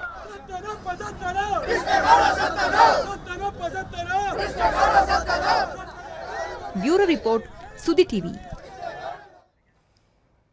ಎಸ್ ಪ್ರಿಯ ವೀಕ್ಷಕರೇ, ಏನು ಡಬ್ಬಿಂಗ್ ವಿರುದ್ಧ ಡಾಕ್ಟರ್ ರಾಜ್ಕುಮಾರ್ ಅವರು ಧ್ವನಿ ಎತ್ತಿದ ಕಾಲ ಮತ್ತು ಈಗಿನ ಕಾಲ ಇದರ ನಡುವೆ ತುಂಬ ದೀರ್ಘವಾದ ಅವಧಿ ಇದೆ, ಬದಲಾಗಿದೆ ಅಂತ. ಆದರೆ ನನಗಿರುವ ಪ್ರಶ್ನೆ ಬೇರೆ. ಡಬ್ಬಿಂಗ್ ವಿರೋಧಿಸುವಕ್ಕೆ ಇರುವ ಕಾರಣಗಳು ಇದು ನೈತಿಕ ಕಾರಣವೇ, ಇದು ತಾತ್ವಿಕ ಕಾರಣಗಳೇ, ಇದು ಕಾನೂನಿನ ಕಾರಣಗಳೇ, ಇದು ಯಾವ ಕಾರಣ ಅನ್ನೋದು ನನ್ನ ಮೊದಲನೇ ಪ್ರಶ್ನೆ. ಎರಡನೇದಾಗಿ, ಯಾವುದೇ ಚಿತ್ರೋದ್ಯಮ ಇದೆ, ಚಿತ್ರೋದ್ಯಮವನ್ನು ನೀವು ಪ್ರೊಟೆಕ್ಟಿವ್ ಆಗಿ ಎಷ್ಟು ಕಾಲ ಇಟ್ಕೊಳ್ಳೋಕ್ಕೆ ಸಾಧ್ಯ ಆಗುತ್ತೆ? ನಮ್ಮ ಮನೇಲಿ ಮಕ್ಕಳು ಇರ್ತಾರೆ ಕಣ್ರಿ, ಮಕ್ಕಳನ್ನ ಸದಾಕಾಲ ಬೀಗ ಹಾಕಿಡೋಕ್ಕಾಗುತ್ತೆ. ಒಂದು ವಯಸ್ಸಾದ ಮೇಲೆ ಆ ಮಗ ಹೊರಗಡೆ ಹೋಗಬೇಕು, ಫೈಟ್ ಮಾಡಬೇಕು, ಜಗತ್ತನ್ನು ಎದುರಿಸಬೇಕು ಅಂತ. ಈ ಪ್ರಶ್ನೆಗಳು ಸರ್, ನೀವು ಸಿನಿಮಾ ಉದ್ಯಮಿ ಕೂಡ ಆಗಿದ್ರೆ ನಾನು ಭಾಳ ಪ್ರಮುಖವಾದ ಪ್ರಶ್ನೆ. ಈ ಡಬ್ಬಿಂಗ್ ವಿರೋಧ ಏನು ಮಾಡ್ತಾರೆ ಅವರಿಗೆ ಎಷ್ಟು ಕಾಲ ಪ್ರೊಟೆಕ್ಷನ್ ಬೇಕು? ಅದ್ರ ಜೊತೆ ನಾನು ಮೊದಲಿಗೆ ಇದು ಯಾವ ಪ್ರಶ್ನೆ ಇದೆ? ಕಾನೂನು ಪ್ರಶ್ನೆನೋ, ನೈತಿಕತೆ ಪ್ರಶ್ನೆನೋ, ತಾತ್ವಿಕ ಪ್ರಶ್ನೆ, ಯಾವ ಪ್ರಶ್ನೆ? ಮೊದಲನೇದಾಗಿ ನಾನು ಒಬ್ಬ ಫಿಲಮ್ ಇಂಡಸ್ಟ್ರಿಯಲ್ಲಿ ಇರೋದ್ರಿಂದ ಫಿಲಮ್ ಪ್ರೊಡಕ್ಷನ್ಸು ಎಲ್ಲ ಮಾಡಿ ಇದನ್ನೆಲ್ಲ ನೋಡಿದಾಗ ನಮ್ಮದು ತುಂಬ ಚಿಕ್ಕ ಇಂಡಸ್ಟ್ರಿ, ನಮ್ಮ ಕರ್ನಾಟಕದಲ್ಲೇ ನಡೀತಕ್ಕಂಥದ್ದು. ಇದೇ ನೀವು ಹೇಳಿದ್ರಲ್ಲ, ನೀವು ಫಸ್ಟ್ ಪ್ರಶ್ನೆ ಏನು ಹಾಕಿದ್ರಿ ಇದಕ್ಕೆ, it's A very small industry. ಅದನ್ನು ಉಳಿಗಾಲ ಮಾಡ್ತಕ್ಕಂಥದ್ದು ಇವತ್ತು ನಮಗೆ ಭಾಳ ಹೆಮ್ಮೆ ಇದೆ. ನನಗೆ ನಿಜವಾಗ್ಲೂ ಆ ಸಂದರ್ಭದಲ್ಲಿ ಕರ್ನಾಟಕ ರಾಜ್ಯದಲ್ಲಿ ಹೊರಗಡೆಗೆ ಟೆಕ್ನಿಕಲಿ ನೀವು ಯೂಸ್ ಮಾಡಬೇಡಿ, ಇಲ್ಲೇ ಮಾಡಬೇಕು ಅಂತಕ್ಕಂಥದ್ದನ್ನು, ಬೇರೆ ಲ್ಯಾಂಗ್ವೇಜಿಗೆ ಸಂಪೂರ್ಣವಾಗಿರ್ತಕ್ಕಂಥ ಗೌರವ ಕೊಡ್ತಕ್ಕಂಥ ಮೋಸ್ಟ್ಲಿ ನಮ್ಮ ಇಂಡಸ್ಟ್ರಿ ಅನಿಸುತ್ತೆ. Because we have allowed. ಹಂಗೆ ನೋಡಿದ್ರೆ ಹಂಗೆ ಗಲಾಟೆ ಮಾಡಿದ್ರೆ ತಮಿಳ್ ಪಿಕ್ಚರೇ ಓಡಬಾರ್ದು. 7 ವೀಕ್ಸ್ ಆದಮೇಲೆ ನಡಿಬೇಕು, ಎಲ್ಲೂ ನಡೀತಾ ಇಲ್ಲ. ಅಲ್ಲಿ ರಿಲೀಸ್ ಅಂದರೆ ಇವತ್ತು ಇಲ್ಲಿ ರಿಲೀಸ್, ಅದೆಲ್ಲ ಕಿತ್ಕೊಂಡು ಹೋಗಿದೆ. ಜೊತೆಗೆ ಇದು ನಿಮ್ಗೆ ಹೇಳ್ತೀವಿ ಪೂರಕವಾಗಿ, ತೆಲುಗು, ತಮಿಳು, ಹಿಂದಿ ಚಿತ್ರರಂಗ ಕನ್ನಡದ ಪ್ರತಿಭೆಗಳಿಗೆ ಕೊಟ್ಟ ಅವಕಾಶ ಇದೆಯಲ್ಲ, ಅದಕ್ಕೆ ನಾವು ಯಾರ್ಯಾರನೋ ಇಲ್ಲಿ ಉಪಯೋಗಿಸ್ತೇವೆ, ಓಡಿಸಿದ್ವಿ. ಅವರು ಆ ಚಿತ್ರಕ್ಕೆ ಅವ್ರಿಗೆ ಆಶ್ರಯ ಕೊಟ್ಟರು, ಬೆಳೆಸಿದ್ರು. ಹೌದು. ಈಗ ನಾನು ಹೇಳೋದು, ಇದು ಆರ್ಥಿಕವಾಗಿರ್ತಕ್ಕಂಥ ಉಳುಗಾಲನ ಆಫ್ಟರ್ ಸೋ ಮೆನಿ ಇಯರ್ಸ್, ಇಷ್ಟು ವರ್ಷ ನಾವು ಫೈಟ್ ಮಾಡಿದ ಮೇಲೆ ಕನ್ನಡ ಇಂಡಸ್ಟ್ರಿಯವರು ಇಲ್ಲಿರ್ತಕ್ಕಂಥದ್ದು ಇಂಡಸ್ಟ್ರಿ ಇಲ್ಲೇ ಬೆಳಿಬೇಕು ಅಂಥೇಳಿ ಒಬ್ಬ ಲೈಟ್ ಬಾಯ್ ಕನ್ನಡ ಮಾತಾಡ್ತಾನೆ, ಭಾಳ ಹೆಮ್ಮೆ ಆಗ್ತದೆ ನಮ್ಮ ಭಾಷೆಯನ್ನು. ಹಂಗಂದ ತಕ್ಷಣ ಬೇರೆಯವ್ರಿಗೆ ವಿರೋಧ ಮಾಡ್ತೀವಿ ಅಂತಕ್ಕಂಥದ್ದು ಪ್ರಶ್ನೆ ಬರೋದೇ ಇಲ್ಲ ಯಾವುದೇ ಕಾರಣಕ್ಕೂ. ಮುಂಚೆ ಎಲ್ಲ ಕಡೆ ನೀವು ಡಬ್ಬಿಂಗ್ ವಿರೋಧ ಮಾಡ್ತೀರಿ? ನಾನು ವೈಯಕ್ತಿಕವಾಗಿ ನಾನು ವೈಯಕ್ತಿಕವಾಗಿ ಡಬ್ಬಿಂಗ್ ಬೇಡ ಅಂತಕ್ಕಂಥದ್ದು ಹೇಳೋನೇ ನಾನು. ಯಾಕಂತ ಹೇಳಿದರೆ ಬಿಕಾಸ್ ಆಫ್ ಇಂಡಸ್ಟ್ರಿಯಲ್, ನಮ್ಮ industry is not very big ಅಲ್ಲ, ಈಗ ಬೆಳೀತಾ ಇದೆ. ಆ ಸಂದರ್ಭದಲ್ಲಿ ನಾವೇನಾದ್ರು ಕತ್ತು ಕೊಯ್ದಂಗೆ ಆಗ್ಬಿಡುತ್ತಾ ಅಂತಕ್ಕಂಥದ್ದು ಒಂದು ಭಾಷೆ ಮೇಲೆ. ಆಮೇಲೆ ತೆಲುಗು ಡೈರೆಕ್ಟಾಗಿ ರಿಲೀಸ್ ಮಾಡ್ತಾ ಇದ್ದಾರೆ, ಏನು ಯಾರು ಅಭ್ಯಂತರ ಏನಿರಲಿಲ್ಲ. ಮುಂಚೆ 7 ವೀಕ್ಸ್ ಎಲ್ಲ ಇತ್ತು. ಆ ಥರ ಕನ್ನಡದವರು ಹೋರಾಟ ಮಾಡಬೇಕಂದ್ರೆ ಮಾಡ್ಬೋದಾಗಿತ್ತು. ಈಗ ಏನಾಗಿದೆ, ಇಲ್ಲ ಇದರಲ್ಲಿ ಇನ್ನೊಂದು ಹೇಳ್ಬಿಡ್ತೀನಿ ನಾನು, ಈವನ್ ಯಾರು ಹೋರಾಟ ಮಾಡಬೇಕು ಅನಿವಾರ್ಯವಾಗಿ ಕೋರ್ಟ್ ಕಚೇರಿ ಬಂದಾಗ ನಿಲ್ತಕ್ಕಂಥ ಒಂದು ವ್ಯವಸ್ಥೆ ಅಲ್ಲ ಆಗಿದೆ. ನಾನು ಇಲ್ಲ ಅಂತಕ್ಕಂಥದ್ದಲ್ಲ, ಅದಕ್ಕೆ ಗೌರವ ಕೊಡಬೇಕು. ಅದಕ್ಕೆ ನಾನು ಹೇಳಿದೆ ಇದು ಕಾನೂನಿನ ಪ್ರಶ್ನೆ. ಇಲ್ಲ, ಇದು ನಿಜವಾಗ್ಲೂ ಕಾನೂನಿನ ಪ್ರಶ್ನೆ. ಬಟ್ ನಮ್ಮ ಲ್ಯಾಂಗ್ವೇಜ್ ಉಳುಗಾಲ, ನಮ್ಮ ಕನ್ನಡ ಉಳುಗಾಲದ, ನಮ್ಮ ಇಂಡಸ್ಟ್ರಿ ಉಳುಗಾಲದ ಪ್ರಶ್ನೆಯನ್ನ ಆಮೇಲೆ ನೇರವಾಗಿ ಸ್ವಲ್ಪ ಎಫೆಕ್ಟ್ ಆಗ್ತದೆ. ಇಬ್ಬರಿಗೂ ನಂದು ಒಂದೇ ಪ್ರಶ್ನೆ, ಒಬ್ಬರಾದ್ಮೇಲೆ ಒಬ್ರು ದುರ್ಕೊಳ್ಬೋದು. ಇದು ಒಂದು ಉದ್ಯಮವನ್ನು ಉಳಿಸುವ ಪ್ರಶ್ನೆ. ಮಧು ಬಂಗಾರಪ್ಪನ ಉದ್ಯಮದ ಭಾಗ ಕೂಡ ಆಗಿದ್ದಾರೆ. Yes, I agree, I don't. But ನಾನು ಪ್ರೇಕ್ಷಕರ ದೃಷ್ಟಿಯಿಂದ ಇದು ನೋಡೋದಕ್ಕೆ ಇಷ್ಟಪಡ್ತೀನಿ. ನನ್ನ ಅಮ್ಮನಿಗೆ ತಮಿಳು, ತೆಲುಗು, ಇಂಗ್ಲೀಷ್ ಯಾವುದು ಬರಲ್ಲ. ಅವಳಿಗೆ ನ್ಯಾಷನಲ್ ಜಿಯೋಗ್ರಫಿಕ್ ಚಾನಲ್ ನೋಡಬೇಕು ಅನ್ಸುತ್ತೆ ಅವಳಿಗೆ. ಅಥವಾ ತೆಲುಗಿನಲ್ಲಿ ಬಂದ ಬಾಹುಬಲಿ ಅಂತ ಒಂದು ಅದ್ದೂರಿಯಾದ ಒಂದು ಸಿನಿಮಾ ಏನಿದೆ, ಅದರ ಸೆಟ್ ಏನಿದೆ, ಅದರ ವೈಭವವನ್ನು ಅವಳು ಆಸ್ವಾದಿಸಬೇಕು ಅಂತ ಆಸೆ ಪಟ್ಟರೆ ತಪ್ಪು ಅಂತ ನಾನು ಅಂದ್ಕೊಂಡಿಲ್ಲ. ಸೊ ಅವಳಿಗೆ ಭಾಷೆ ಬರಲ್ಲ, ಅವಳಿಗೆ ಕನ್ನಡ ಬಿಟ್ಟು ಬೇರೆ ಭಾಷೆ ಗೊತ್ತಾಗಲ್ಲ. ಇದು ಕನ್ನಡದಲ್ಲಿ ಡಬ್ ಆಗಿ ಬಂದರೆ ನನ್ನ ಅಮ್ಮನಂಥ ವಯಸ್ಸಾದವರು ಯಾರಿಗೆ ಬೇರೆ ಭಾಷೆ ಅರ್ಥ ಆಗಲ್ವೋ ಅವರು ಇನ್ನೊಂದು ಭಾಷೆಯಲ್ಲಿ ಬಂದ ಆ ಚಿತ್ರವನ್ನು ಆಸ್ವಾದಿಸುತ್ತಾ ಆ ಚಿತ್ರವನ್ನು ತನ್ನದಾಗಿಸಿಕೊಳ್ಳುವ ಅವಕಾಶ ಇದೆ. ಇದು ನಾನು ಪ್ರೇಕ್ಷಕರ ದೃಷ್ಟಿಯಿಂದ ಹೇಳ್ತೇನೆ, ನಾನು ಉದ್ಯಮ ದೃಷ್ಟಿಯಿಂದ ಹೇಳ್ತಲ್ಲ. ಇವತ್ತು ಈ ಮಧುವರು ಹೇಳ್ದಂಗೆ ಇದು ಭಾಳ ಸಣ್ಣ ಇಂಡಸ್ಟ್ರಿ ಇದು. ಇದನ್ನು ಉಳಿಸ್ತಕ್ಕಂಥ ಜವಾಬ್ದಾರಿ ಎಲ್ಲ ಕನ್ನಡಿಗರ ಮೇಲೆ ಇರ್ತಕ್ಕಂಥದ್ದು. ನಾನು ಕೂಡ ವಿರೋಧ ಮಾಡ್ತೀನಿ ಡಬ್ಬಿಂಗಿಗೆ. ಯಾವ ಕಾರಣಕ್ಕೆ ಅಂತಂದರೆ, ನಮ್ಮ ಉದ್ಯಮದಲ್ಲಿರ್ತಕ್ಕಂಥ ನಮ್ಮಲ್ಲಿ ಕೆಲಸ ಮಾಡ್ತಕ್ಕಂಥವ್ರು ಬೇರೆ ಭಾಷೆಯವ್ರ ವಿರೋಧ ಇಲ್ಲ. ನಮ್ಮ ಚಿತ್ರರಂಗದವರು ಹೋಗ್ಲಿ, ನಮ್ಮಲ್ಲಿರ್ತಕ್ಕ ಕನ್ನಡಿಗರಲ್ಲಿ ಯಾರೂ ಬೇರೆ ಭಾಷೆ ವಿರೋಧ ಇಲ್ಲ. ಆದರೆ ನಾನು ಏನು ಹೇಳ್ತಾ ಇದ್ದೀನಿ ಅಂತಂದರೆ, ಕನ್ನಡ ಚಿತ್ರೋದ್ಯಮ ಉಳಿಲೇಬೇಕು. ಡಾಕ್ಟರ್ ರಾಜ್ಕುಮಾರ್ ಅವರು ಅದ್ರ ಬಗ್ಗೆ ಹೋರಾಟ ಮಾಡಿದ್ದಾರೆ, ಹಲವು ಗಣ್ಯರು ಅದ್ರ ಬಗ್ಗೆ ಹೋರಾಟ ಮಾಡಿದ್ದಾರೆ. ನಮ್ಮ ಉದ್ಯಮದಲ್ಲಿ ನಮ್ಮಲ್ಲಿ ಕೆಲಸ ಮಾಡ್ತಕ್ಕಂಥ ನಮ್ಮಲ್ಲಿರ್ತಕ್ಕಂಥ ಲೈಟ್ ಬಾಯ್ಗಳಿರ್ಬೋದು, ನಮ್ಮಲ್ಲಿ ಕಲಾವಿದರಿರ್ಬೋದು, ಅವರೆಲ್ಲ ಉಳಿಗಾಲಿನ ಪ್ರಶ್ನೆ ನೆನಪಿಸ್ಬಿಡ್ತೀನಿ ನಾನು. ಆದ್ರೆ ನಾನು ತಮಿಳು ಪಿಕ್ಚರ್ಗೆ ಇನ್ನೊಂದು ಪಿಕ್ಚರ್ಗೆ ವಿರೋಧ ಅಂತ ಮಾತು ಇಲ್ವೇ ಇಲ್ಲ. ಅಲ್ಲಿ ಈ ಡಬ್ಬಿಂಗಿಗೆ ಮೊದಲಿಂದ ಬಂದಿರತಕ್ಕಂಥದ್ದೇನು, ಎಲ್ಲೋ ಒಂದು ಕಡೆ ನಮ್ಮ ಚಿತ್ರಗಳಿಗೆ, ನಮ್ಮ ಕಲಾವಿದರಿಗೆ ಇದು ಅನ್ಯಾಯ ಆಗ್ತದೆ ಅನ್ನೋ ದೃಷ್ಟಿಕೋನ ಬಂದಾಗ ಅದನ್ನ ನಾವು ವಿರೋಧ ಮಾಡಲೇಬೇಕು. ಆದರೆ ಈ ಪಿಕ್ಚರ್ ವಿಚಾರ ಬಂದಾಗ ಕಾನೂನಿನ ವಿಚಾರ ಬಂದಿದೆ, ಹೈಕೋರ್ಟ್ನ ಡೈರೆಕ್ಷನ್ ಇದೆ, ಅದನ್ನ ಕಾನೂನನ್ನ ನಾವು ಕನ್ನಡಿಗರು ಪಾಲಿಸಲೇಬೇಕು. ಅದಕ್ಕೋಸ್ಕರವಾಗಿ ಚಿತ್ರೋದ್ಯಮದ ಇರ್ತಕ್ಕಂಥ ವಿಚಾರ ಆದ್ರೆ ಪ್ರಾರಂಭ ಮಾಡಿದಾಗ ನೀವು ಹೋರಾಟಗಾರ ನಾಗರಾಜ್ ಯಾದವ್ ಆಗಿದ್ರಿ, ಈಗಲೂ ಕೂಡ ಎಂಡಿಗೆ ಬರೋ ಹೊತ್ತಿಗೆ ರಾಜಕಾರಣಿ. ನಾನು ಕಂಪ್ಲೀಟ್ ಮಾಡಲಿಲ್ಲ, ಇನ್ನ ಕಂಪ್ಲೀಟೇ ಮಾಡಲಿಲ್ಲ. ಕನ್ನಡದ ಉಳಿವಿಗಾಗಿ, ಕನ್ನಡ ಚಿತ್ರರಂಗದ ಉಳಿವಿಗಾಗಿ ನಾನೊಬ್ಬ ಕನ್ನಡಿಗನಾಗಿ ಅದ ವಿರೋಧ ಮಾಡಲೇಬೇಕು. ಅದಕ್ಕೆ ಕಾನೂನ ಪಾಲಿಸುವ ದೃಷ್ಟಿ ಬಂದಾಗ ಕಾನೂನಾತ್ಮಕ ಹೋರಾಟ ಮಾಡಬೇಕಾಗ್ತದೆ. ಇಲ್ಲಿ ಪ್ರೇಕ್ಷಕನಿಗೆ ಒಂದು ಹೊಸ ಅನುಭವ ಪಡೆಯೋದಕ್ಕೆ ಅವಕಾಶ ಕೊಡೋದು ಮುಖ್ಯನೋ, ಅಥವಾ ಕನ್ನಡದ ಸಿನಿಮಾ ಇಂಡಸ್ಟ್ರಿಯನ್ನು ಉಳಿಸೋದು? ನನಗೊಂದು ಪ್ರೇಕ್ಷಕರ ದೃಷ್ಟಿ ಇದೆ. ನಾನು ನಮ್ಮ ಕನ್ನಡ ನಾಡಿನ ಜನ ಈ ವಿಶ್ವದಲ್ಲಿ ಎಲ್ಲ ಕಡೆ ಆದ ಸಿನಿಮಾದ ಬೆಳವಣಿಗೆ ಏನು, ಮಾಧ್ಯಮದ ಬೆಳವಣಿಗೆ ಇದೆ, ಅದರ ಅನುಭವವನ್ನು ಪಡ್ಕೋಬೇಕು ಅಂತ ಹೇಳೋದು. That is what I believe. ಒಂದು ಹಾಲಿವುಡ್ ಸಿನಿಮಾ ಕನ್ನಡದಲ್ಲಿ ಬಂದರೆ, ಅಥವಾ ನೀವು ನ್ಯಾಷನಲ್ ಜಿಯೋಗ್ರಫಿ ಅಂತ ಭಾಳ ಪ್ರಾಣಿಗಳ ಬಗ್ಗೆ, ಪಕ್ಷಿಗಳ ಬಗ್ಗೆ, ಅವ್ರ ಜೀವನದ ಬಗ್ಗೆ ಕನ್ನಡದಲ್ಲಿ ಬಂದರೆ, ಕನ್ನಡ ಯಾರಿಗೆ ಗೊತ್ತಿಲ್ವೋ ಅವರಿಗೊಂದು ಹೊಸ ಅನುಭವ. ಆ ಅನುಭವವನ್ನು ನಾವು ನಿರಾಕರಿಸ್ಬೇಕಾ ಬೇಡವಾ? ಈ ಸಿನಿಮಾ ಇಂಡಸ್ಟ್ರಿಯನ್ನು ಉಳಿಸುವ ದೃಷ್ಟಿಯಲ್ಲಿ ಅದನ್ನು ನಿರಾಕರಿಸ್ಬೋದಾ? ಒಂದು ನಿಮಿಷ, ಅದಕ್ಕೆ ಮುಂಚೆ ನಾನು ಬರ್ತೀನಿ. ತಾವು ಕೇಳಿದ್ರಿ ನೈತಿಕವಾಗಿ ಅಥವಾ ಕಾನೂನುಬದ್ಧವಾಗಿ ಖಂಡಿತವಾಗ್ಲೂ ನಾವು ಇದ್ರ ಬಗ್ಗೆ ಏನೂ ಮಾತಾಡುವಂಥ ಸ್ಥಿತಿ ಇಲ್ಲ. ಇಲ್ಲಿ ನೈತಿಕತೆ, ನಾವು ನಮ್ಮ ಸ್ವಂತಿಕೆಯನ್ನು ಉಳಿಸ್ಕೊಳ್ಬೇಕಾಗಿದೆ. ಇವತ್ತು ತಮಿಳ್ ಇಂಡಸ್ಟ್ರಿಗೆ, ತೆಲುಗು ಇಂಡಸ್ಟ್ರಿಗೆ ಏನಾಗಿದೆ, ಅಥವಾ ಹಿಂದಿಯವರಾಗಿರ್ಬೋದು, ದೇಶದ ಅನೇಕ ಭಾಗದಲ್ಲಿ ಅವರದ್ದೇ ಆದಂತಹ ಹಿಂದಿ ಭಾಷೆಯನ್ನು ಮಾತಾಡ್ತಕ್ಕಂಥವ್ರು, ತೆಲುಗು ಮಾತಾಡೋರು, ತಮಿಳು ಮಾತಾಡ್ತಕ್ಕಂಥ ಸಾಕಷ್ಟು ಜನ ಇದ್ದಾರೆ. ಈ ಪಿಕ್ಚರ್ಗಳು ಎಲ್ಲ ಭಾಗದಲ್ಲೂ ಓಡುತ್ತೆ. ಆದರೆ ಕನ್ನಡದ ಸಿನಿಮಾಗಳು ಕನ್ನಡದಲ್ಲೇ ಹೋಗಬೇಕು.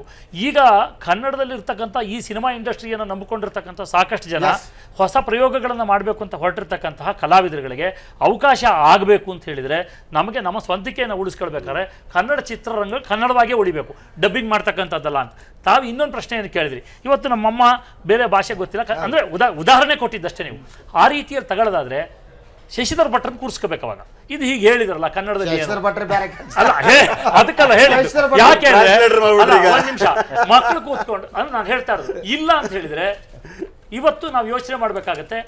ಯಾವುದೋ ಒಂದು ಸಿನಿಮಾವನ್ನ ಇವತ್ತು ನಾವು ಅಲೋ ಮಾಡೋ ಮುಖಾಂತರವಾಗಿ ಬರೀ ಇದೇ ಆದ್ರೆ, ಯಾವುದೋ ಒಂದು ದೊಡ್ಡ ಇಂಡಸ್ಟ್ರಿ ಒಳಗೆ ಕೋಟ್ಯಾಂತರ ರೂಪಾಯಿ ದುಡ್ಡು ಬಂಡವಾಳ ಹಾಕಿ ತೆಗಿತಕ್ಕಂಥ ಸಿನಿಮಾವನ್ನ ಬರೀ ಲ್ಯಾಂಗ್ವೇಜ್ ಟ್ರಾನ್ಸ್ಫರ್ ಮಾಡಿ ಅವತ್ತು ನಮ್ಮ ಇಂಡಸ್ಟ್ರಿ ಎಲ್ಲಬೇಕು. 70s ಅದನ್ನ ಹೇಳ್ತಾರೆ. 70ರ ದಶಕದಲ್ಲಿ ನಾವು ವಿದ್ಯಾರ್ಥಿಗಳಾಗಿದ್ವಿ. 70ರ ದಶಕದ ಎಂಡ್ ಹೊತ್ತಿಗೆ 80s ಪ್ರಾರಂಭ ಹೊತ್ತಿಗೆ ಹೈಸ್ಕೂಲ್ ಕಾಲೇಜ್ ನಾವು ಸಿನಿಮಾ ನೋಡೋಕೆ ಪ್ರಾರಂಭ ಮಾಡಿದ್ವಿ. ಆ ಕಾಲದಲ್ಲಿಯೂ ಕೂಡ ತೆಲುಗಿನ ಸಿನಿಮಾಗಳು ಡಬ್ ಆಗಿ ಬರ್ತಿದ್ವು. ಆಗಲ್ಲ, ಅಷ್ಟೊತ್ತಿಗೆ ನಿಂತಿತ್ತು. 60s ಅಲ್ಲ ಅಷ್ಟೇ, ಲಾಸ್ಟ್ 60s. ಬಟ್ ಅದು ಬರ್ತಾ ಇದ್ದ. ನಾನು ನೋಡಿದೆ, ನಾನು ಹೇಳ್ತೀನಿ ತೆಲುಗಿಂದು ಮಾಯಾಬಜಾರು,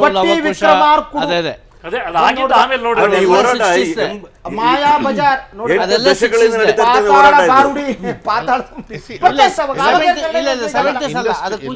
ಒಂದೇ ಒಂದು. ಯಾಕಂದ್ರೆ ಇಂಡಸ್ಟ್ರಿ ಬೆಳಿಬೇಕು ಅನ್ನೋದು ಉದ್ದೇಶದ ಮೇಲೆ ಅವತ್ತು ಅದನ್ನು ನಿಲ್ಲಿಸಿ ಇದನ್ನು ಶುರು ಮಾಡಿರ್ತಕ್ಕಂಥದ್ದು ಈಗ ಬೆಳೆದಿದೆ. ನಾನು ಒಂದು ಹೇಳ್ತೀನಿ, ನೀವು ಹೇಳಿದ್ರಿ ಬಾಹುಬಲಿ ಅಂತ 200 ಕೋಟಿನೋ ಎಷ್ಟು ಕೋಟಿ ಖರ್ಚು ಮಾಡಿದಾರೋ ಮಾಡಲಿ, ಅದು ವೆರಿ ಗುಡ್. ಇದು ನಮ್ಮ ದೇಶದಲ್ಲಿ ಆಗಿರ್ತಕ್ಕಂಥ ಹೆಮ್ಮೆ. ಕನ್ನಡದವ್ರಿಗೂ ಮಾಡೋಕ್ಕೆ ಅವಕಾಶ ಬೇಕು ಅಂತ ಹೇಳಿದರೆ ನಾವು ಆ ರೆಸಿಸ್ಟೆನ್ಸ್ ಕೊಡಬೇಕು. ನೀವು ಹೇಳಿದ್ರಿ ನಮ್ಮ ತಾಯಿಯವರು ಇಲ್ಲ, ಹಂಗಾರೆ ಅದನ್ನ ಎಂಜಾಯೇ ಮಾಡಬಾರ್ದಾ ಅಂತ ಹೇಳಿ. ಯಾಕೆ ಕನ್ನಡದಲ್ಲೂ ಕೂಡ ದೊಡ್ಡ ಪಿಕ್ಚರ್ ಮಾಡ್ತಕ್ಕಂಥದ್ದಕ್ಕೆ ನಮಗೆ ತಪ್ಪಾಗ್ತದೆ, ಅಡಚಣೆ ಆಗ್ತದೆ ಅಂತ ಹೇಳಿ ನಾವು ರಕ್ಷಣೆ ಮಾಡ್ತಕ್ಕಂಥ ನಮ್ಮದು ಜವಾಬ್ದಾರಿ ಆಗ್ತದಲ್ಲ, ಮೋಸ್ಟ್ಲಿ ನಿಮ್ಮ ತಾಯಿಯವ್ರದ್ದು ಜವಾಬ್ದಾರಿ ಆಗ್ತದಲ್ಲ ಅಂತ ನಾವು ರಿಕ್ವೆಸ್ಟ್. ಬಿಕಾಸ್ ಏನಂದರೆ ಕಾನೂನಿಗೆ ನಾವು ವಿರೋಧ ಅಲ್ಲ. ನಾನು ಅದನ್ನ ಹೇಳ್ತಾ ಇದ್ದೀನಿ. ಯಾಕೆಂದರೆ ನೀವು ಒಂದು ಹೇಳ್ತೀನಿ, ನೀವು ನಾಟಕ ನೋಡ್ತೀರಿ, ಯಕ್ಷಗಾನ ನೋಡ್ಬೇಕಾದ್ರೆ ಯಾರು ಕ್ಯಾಸೆಟ್ ಹಾಕ್ಬಿಟ್ಟು ಮಾಡ್ತಾರೆ, ಯಾವನಾರು ಇದು ಮಾಡಿದ್ರೆ ಅದು ಬರಬೇಕು. ಅಲ್ಲಿ ಒರಿಜಿನಾಲಿಟಿ ಬೇಕು. ಇಲ್ಲ ಒಂದು ನಿಮಿಷ, ಒರಿಜಿನಾಲಿಟಿ ಬರಬೇಕು. ನಿಮ್ಮ ಮಾತಿನ ಚಾಕಚಕ್ಯತೆಗೆ I appreciate. But what I am trying to tell you is, ಈಗ ನಾವು 1 ಕೋಟಿಯಿಂದ ಈಗ 20 ಕೋಟಿ 30 ಕೋಟಿ ವ್ಯವಹಾರವನ್ನು ಮಾಡಿ 30 ಕೋಟಿ ಬಜೆಟ್ನ ಮಾಡ್ತಕ್ಕಂಥದ್ದು ಕೆಪಾಸಿಟಿ ನಮ್ಮ ಕನ್ನಡದಲ್ಲಿ ಬೆಳೆದಿದೆ. ಆಮೇಲೆ ಒಂದು ನೀವು ಕೇಳ್ಬೋದು, ನಾನೇ ಉತ್ತರ ಕೊಟ್ಬಿಡ್ತೀನಿ. ನಿಮಗೆ ಹಿಂದಿಯಲ್ಲಿ ಮತ್ತು ತಮಿಳಲ್ಲಿ ಎಲ್ಲ ಡಬ್ ಆಗ್ತಾ ಇದೆಯಲ್ಲ Madhu, why can't you allow them ಅಂತ ಹೇಳಿ. ನಾನು ಯಾಕೆ ಡಬ್ ಆಗ್ತಾ ಇದೆ ಅಂದರೆ ನಮ್ಮ ಕ್ವಾಲಿಟಿನೂ ಇಂಪ್ರೂವ್ ಆಗ್ತಾ ಇದೆ. ಈ ಸಂದರ್ಭದಲ್ಲಿ ಕಚ್ಚಿ ಹಿಚ್ಕೋದು ಬೇಡ, ನೋಡೋಣ ಇನ್ನು ಮುಂದೆ ಕ್ವಾಲಿಟಿ ಎಷ್ಟು ಇಂಪ್ರೂವ್ ಆಗ್ತದೆ. ನಾನು ಸ್ವಲ್ಪ ವಿವರವಾಗಿ ಹೇಳಬೇಕಾಗತ್ತೆ, ಇಲ್ಲಾಂದ್ರೆ ಡಬ್ಬಿಂಗ್ ವಿರೋಧಿಗಳಿಗೆ ವಾಯ್ಸೇ ಇಲ್ದಂಗೆ ಆಗುತ್ತೆ. ಮೊದಲನೇದು, ನಮಗೆ ಕಾನೂನಿನ ಬೆಂಬಲ ಇಲ್ಲ. ಕಾನೂನಿನ ಪ್ರಕಾರ we are on A wrong foot. ಸರಿ, ಆದರೆ ಇಲ್ಲಿರೋದು ನಿಮ್ಮನ್ನು ಡಬ್ಬಿಂಗ್ ವಿರೋಧಿಯ ಲಿಸ್ಟಿಗೆ ಸೇರಿಸಿ. ಖಂಡಿತ ನಾನು ಡಬ್ಬಿಂಗ್ ವಿರೋಧಿ, ವೈಯಕ್ತಿಕವಾಗಿ ನಾನು ಡಬ್ಬಿಂಗ್ ವಿರೋಧಿನೇ. ಅವರು ಕನ್ನಡ ಹೋರಾಟಗಾರರು, ನೀವು 2 ಸಿನಿಮಾ ಪ್ರೊಡ್ಯೂಸ್ ಡೈರೆಕ್ಟ್ ಮಾಡಿ ಸಿನಿಮಾ, ನಾವಲ್ಲ, ನಾವು ಪ್ರೇಕ್ಷಕರ ಪರವಾಗಿ ಮಾತಾಡ್ತೀವಿ. ಆಯ್ತು, ನಮ್ಮ ವಾದ ಕೇಳಿಸ್ಕೊಳ್ಳಿ, ನೀವು ಹೇಳಿ, ನಮ್ಮ ವಾದ ಕೇಳಿಸ್ಕೊಳ್ಳಿ. ಒಂದೇದು ನಾನು ಹೇಳಿದಾಗೆ ಇದಕ್ಕೆ ಕಾನೂನಿನ ಬೆಂಬಲ ಇಲ್ಲ. ಇಲ್ಲಿರೋದು ನೈತಿಕ ಪ್ರಶ್ನೆ ಅಥವಾ ಭಾವನಾತ್ಮಕ ಪ್ರಶ್ನೆ ಅಥವಾ ಅದಕ್ಕೂ ಹೆಚ್ಚಾಗಿ ಆರ್ಥಿಕ ಪ್ರಶ್ನೆ. ಕನ್ನಡ ಸಿನಿಮಾ ಮತ್ತು ಟಿ ವಿ ಎರಡನ್ನೂ ನಾವು ಸೇರಿಸ್ಕೋಬೇಕು. ಡಬ್ಬಿಂಗ್ ಅಂದ ತಕ್ಷಣ 2 ಬರುತ್ತೆ. ಇವನ್ನ ನಂಬ್ಕೊಂಡು ಸುಮಾರು 1 ಲಕ್ಷ ಜನ ಜೀವನ ಮಾಡ್ತಾರೆ. ನೀವು ಡಬ್ಬಿಂಗ್ ಅಲೋ ಮಾಡಿ, ಓಕೆ, ಒಂದು ಸಿನಿಮಾ ಸಕ್ಸಸ್ ಆಗಿಬಿಡಲಿ, ಇವತ್ತೇನೋ ಅದು ರಿಲೀಸ್ ಆಗಿದೆ, ಯಾರು ಜನ ನೋಡಿಲ್ಲ, ಅದು ಪ್ರಶ್ನೆ ಬೇರೆ. ಒಂದು ಸಿನಿಮಾ ಸಕ್ಸಸ್ ಆಗಿಬಿಡಲಿ, ಈ ಪ್ರೊಡಕ್ಷನ್ ಆಕ್ಟಿವಿಟಿನ ನಿಲ್ಲಿಸ್ತಾರೆ ಇವರು. ಯಾಕೆಂತಾರೆ ದಟ್ ಬಿಕಮ್ಸ್ ವಯಬಲ್. ಒಂದು ನಿಮಿಷ, ಇನ್ನೂ ದೊಡ್ಡ ಸ್ಟಾರ್ಗಳು ಅಲ್ಲ, ನನ್ನ ವಾದ ಪೂರ್ತಿ ಮುಗಿಸಿ. ಯಾವುದಕ್ಕೆ ನಮಗೆಲ್ಲ ಮನುಷ್ಯನಿಗೆ ಹೇಗೆ ಒಂದು ರೆಸಿಸ್ಟೆನ್ಸ್ ಪವರ್ ಇದೆಯೋ, ಒಂದು ಇಂಡಸ್ಟ್ರಿ ಇಂಥ ಕಾಂಪಿಟೇಷನ್ ಬಂದಾಗಲೇ ತನ್ನ ಒಳಗಿರುವ ಶಕ್ತಿ ಇರುತ್ತಲ್ಲ, ಅದು ರೆಸಿಸ್ಟೆನ್ಸ್ ಪವರ್ ಇನ್ವೆಸ್ಟ್ಮೆಂಟ್ ಇಲ್ಲ. ನಾನು ನಿಮ್ಮ ಪರವಾಗಿ, ಯಾಕಂದ್ರೆ ಇನ್ ಟರ್ಮ್ಸ್ ಆಫ್, ಯಾಕೆ ನಾನು ಅಲ್ಲಿ ಬರಬೇಕಾಗತ್ತೆ. ಇನ್ ಟರ್ಮ್ಸ್ ಆಫ್ ಇನ್ವೆಸ್ಟ್ಮೆಂಟ್ ಏನಾಗುತ್ತೆ, ಐ ಆಮ್ ಎ ಪ್ರೊಡ್ಯೂಸರ್, ನಾನು ನೋಡ್ತೀನಿ, ಲೆಕ್ಕ ಹಾಕಕ್ಕೆ ಸ್ಟಾರ್ಟ್ ಮಾಡ್ತೀನಿ, ಅಲ್ಲಿ ಚೆನ್ನಾಗಿ ದುಡ್ಡು ಮಾಡ್ಬೋದು ಅಂತ ನಾನು ಅಲ್ಲೇ ಹೋಗ್ತೀನಿ. ನಾನು ಹೇಳ್ತೀನಿ ಆಸ್ ಎ ಪ್ರೊಡ್ಯೂಸರ್, ಅದು ಆಗಬಾರ್ದು. ಆ ಭಾವನೆ ಒಬ್ಬ ಪ್ರೊಡ್ಯೂಸರ್ಗೆ ಬರಬಾರ್ದು. ಪ್ರೊಡ್ಯೂಸರ್ 1.5 ಕೋಟಿ ಇನ್ವೆಸ್ಟ್ ಮಾಡ್ಬೇಕು, ಅವ್ರಿಗೂ ಕನ್ನಡ ಅಭಿಮಾನ ಇರೋದು ಬೇಡವಾ? ನಾನು ಡಬ್ಬಿಂಗ್ ಮಾಡಲ್ಲಪ್ಪ, ನಾನು I will do Kannada films, original film ಮಾಡ್ತೀನಿ. ನಿಮಗೆ ಇಲ್ಲ, ಅವನಿಗೆ ಕೇಳಬೇಕು. ಡಬ್ಬಿಂಗ್ ವಿರುದ್ಧ ನಾನು ಕಾಂಪೀಟ್ ಮಾಡ್ತೀನಿ, ಅತ್ಯುತ್ತಮವಾದ ಸಿನಿಮಾಗಳನ್ನು ಕೊಡ್ತೀನಿ. ಒಂದು ನಿಮಿಷ, ಡಬ್ಬಿಂಗ್ ಸಿನಿಮಾ ನಿಮ್ಮ ತಾಯಿಯವರು ಬಾಹುಬಲಿ ಕನ್ನಡ ನೋಡ್ತಾ ಇದಾರಲ್ಲ, ನನಗೆ ಬೇಜಾರಾಗ್ತಾ ಇದೆ. ಒಂದು ಅಲಿಗರಿ ಕೊಡ್ತೀನಿ, ನಾನು ತೆಗೆದಿರೋದು ನೋಡಲ್ಲ ನೀವು. ಬಾಹುಬಲಿ ಯಾವ್ದು ಅದು ತಮಿಳಲ್ಲಿ ಯಾವ್ದಾದ್ರು ಡಬ್ ಆಗಿದೆ ನೋಡೋ ಅಂತ ನಿಮ್ಮ ತಾಯಿಯವರು ಹೇಳ್ಬಿಟ್ರೆ ನಾನೇನ್ ಮಾಡ್ಬೇಕು? ಅಲ್ಲ, ನಿಮ್ಗೊಂದು ಹೋಲಿಕೆ ಕೊಡ್ತೀನಿ. ದಲಿತರಿಗೆ ಫಸ್ಟ್ ಮೀಸಲಾತಿ ಬಂತು, ಆಮೇಲೆ ಹಿಂದುಳಿದವ್ರನ್ನು ಆ ಲಿಸ್ಟಿಗೆ ಸೇರಿಸಿದ್ರು. ಸೇರಿಸಿದ ಮೇಲೆ ಏನಾಯ್ತು ಅಂದರೆ ಇವತ್ತು ಮೆರಿಟ್ನಲ್ಲಿ ಎಲ್ಲರೂ ಸಮಾನವಾಗಿ ಬಂದಿದ್ದಾರೆ. ಆ ಮೀಸಲಾತಿ ಕೊಡದೇ ಇದ್ದಿದ್ರೆ ಏನಾಗ್ತಿತ್ತು?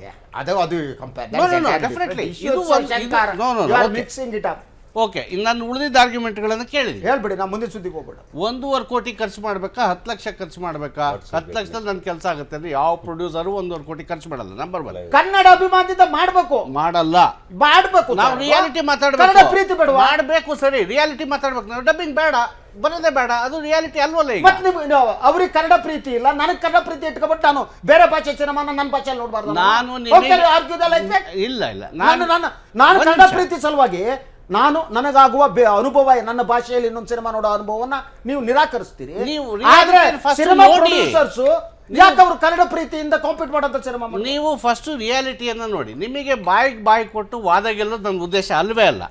ನನ್ನ ವಾದ ಮಂಡನೆ ಅಷ್ಟೇ. ಇಲ್ಲಿ ಕನ್ನಡ ಸಿನಿಮಾ ಒಂದೇ ಅಲ್ಲ, ಇಲ್ಲಿ ಎಲ್ಲಾ ಭಾಷೆ ಸಿನಿಮಾಗಳು ಅಷ್ಟೇ ಅಥವಾ ಅದಕ್ಕಿಂತ ಜೋರಾಗಿ ನಡೀತವೆ.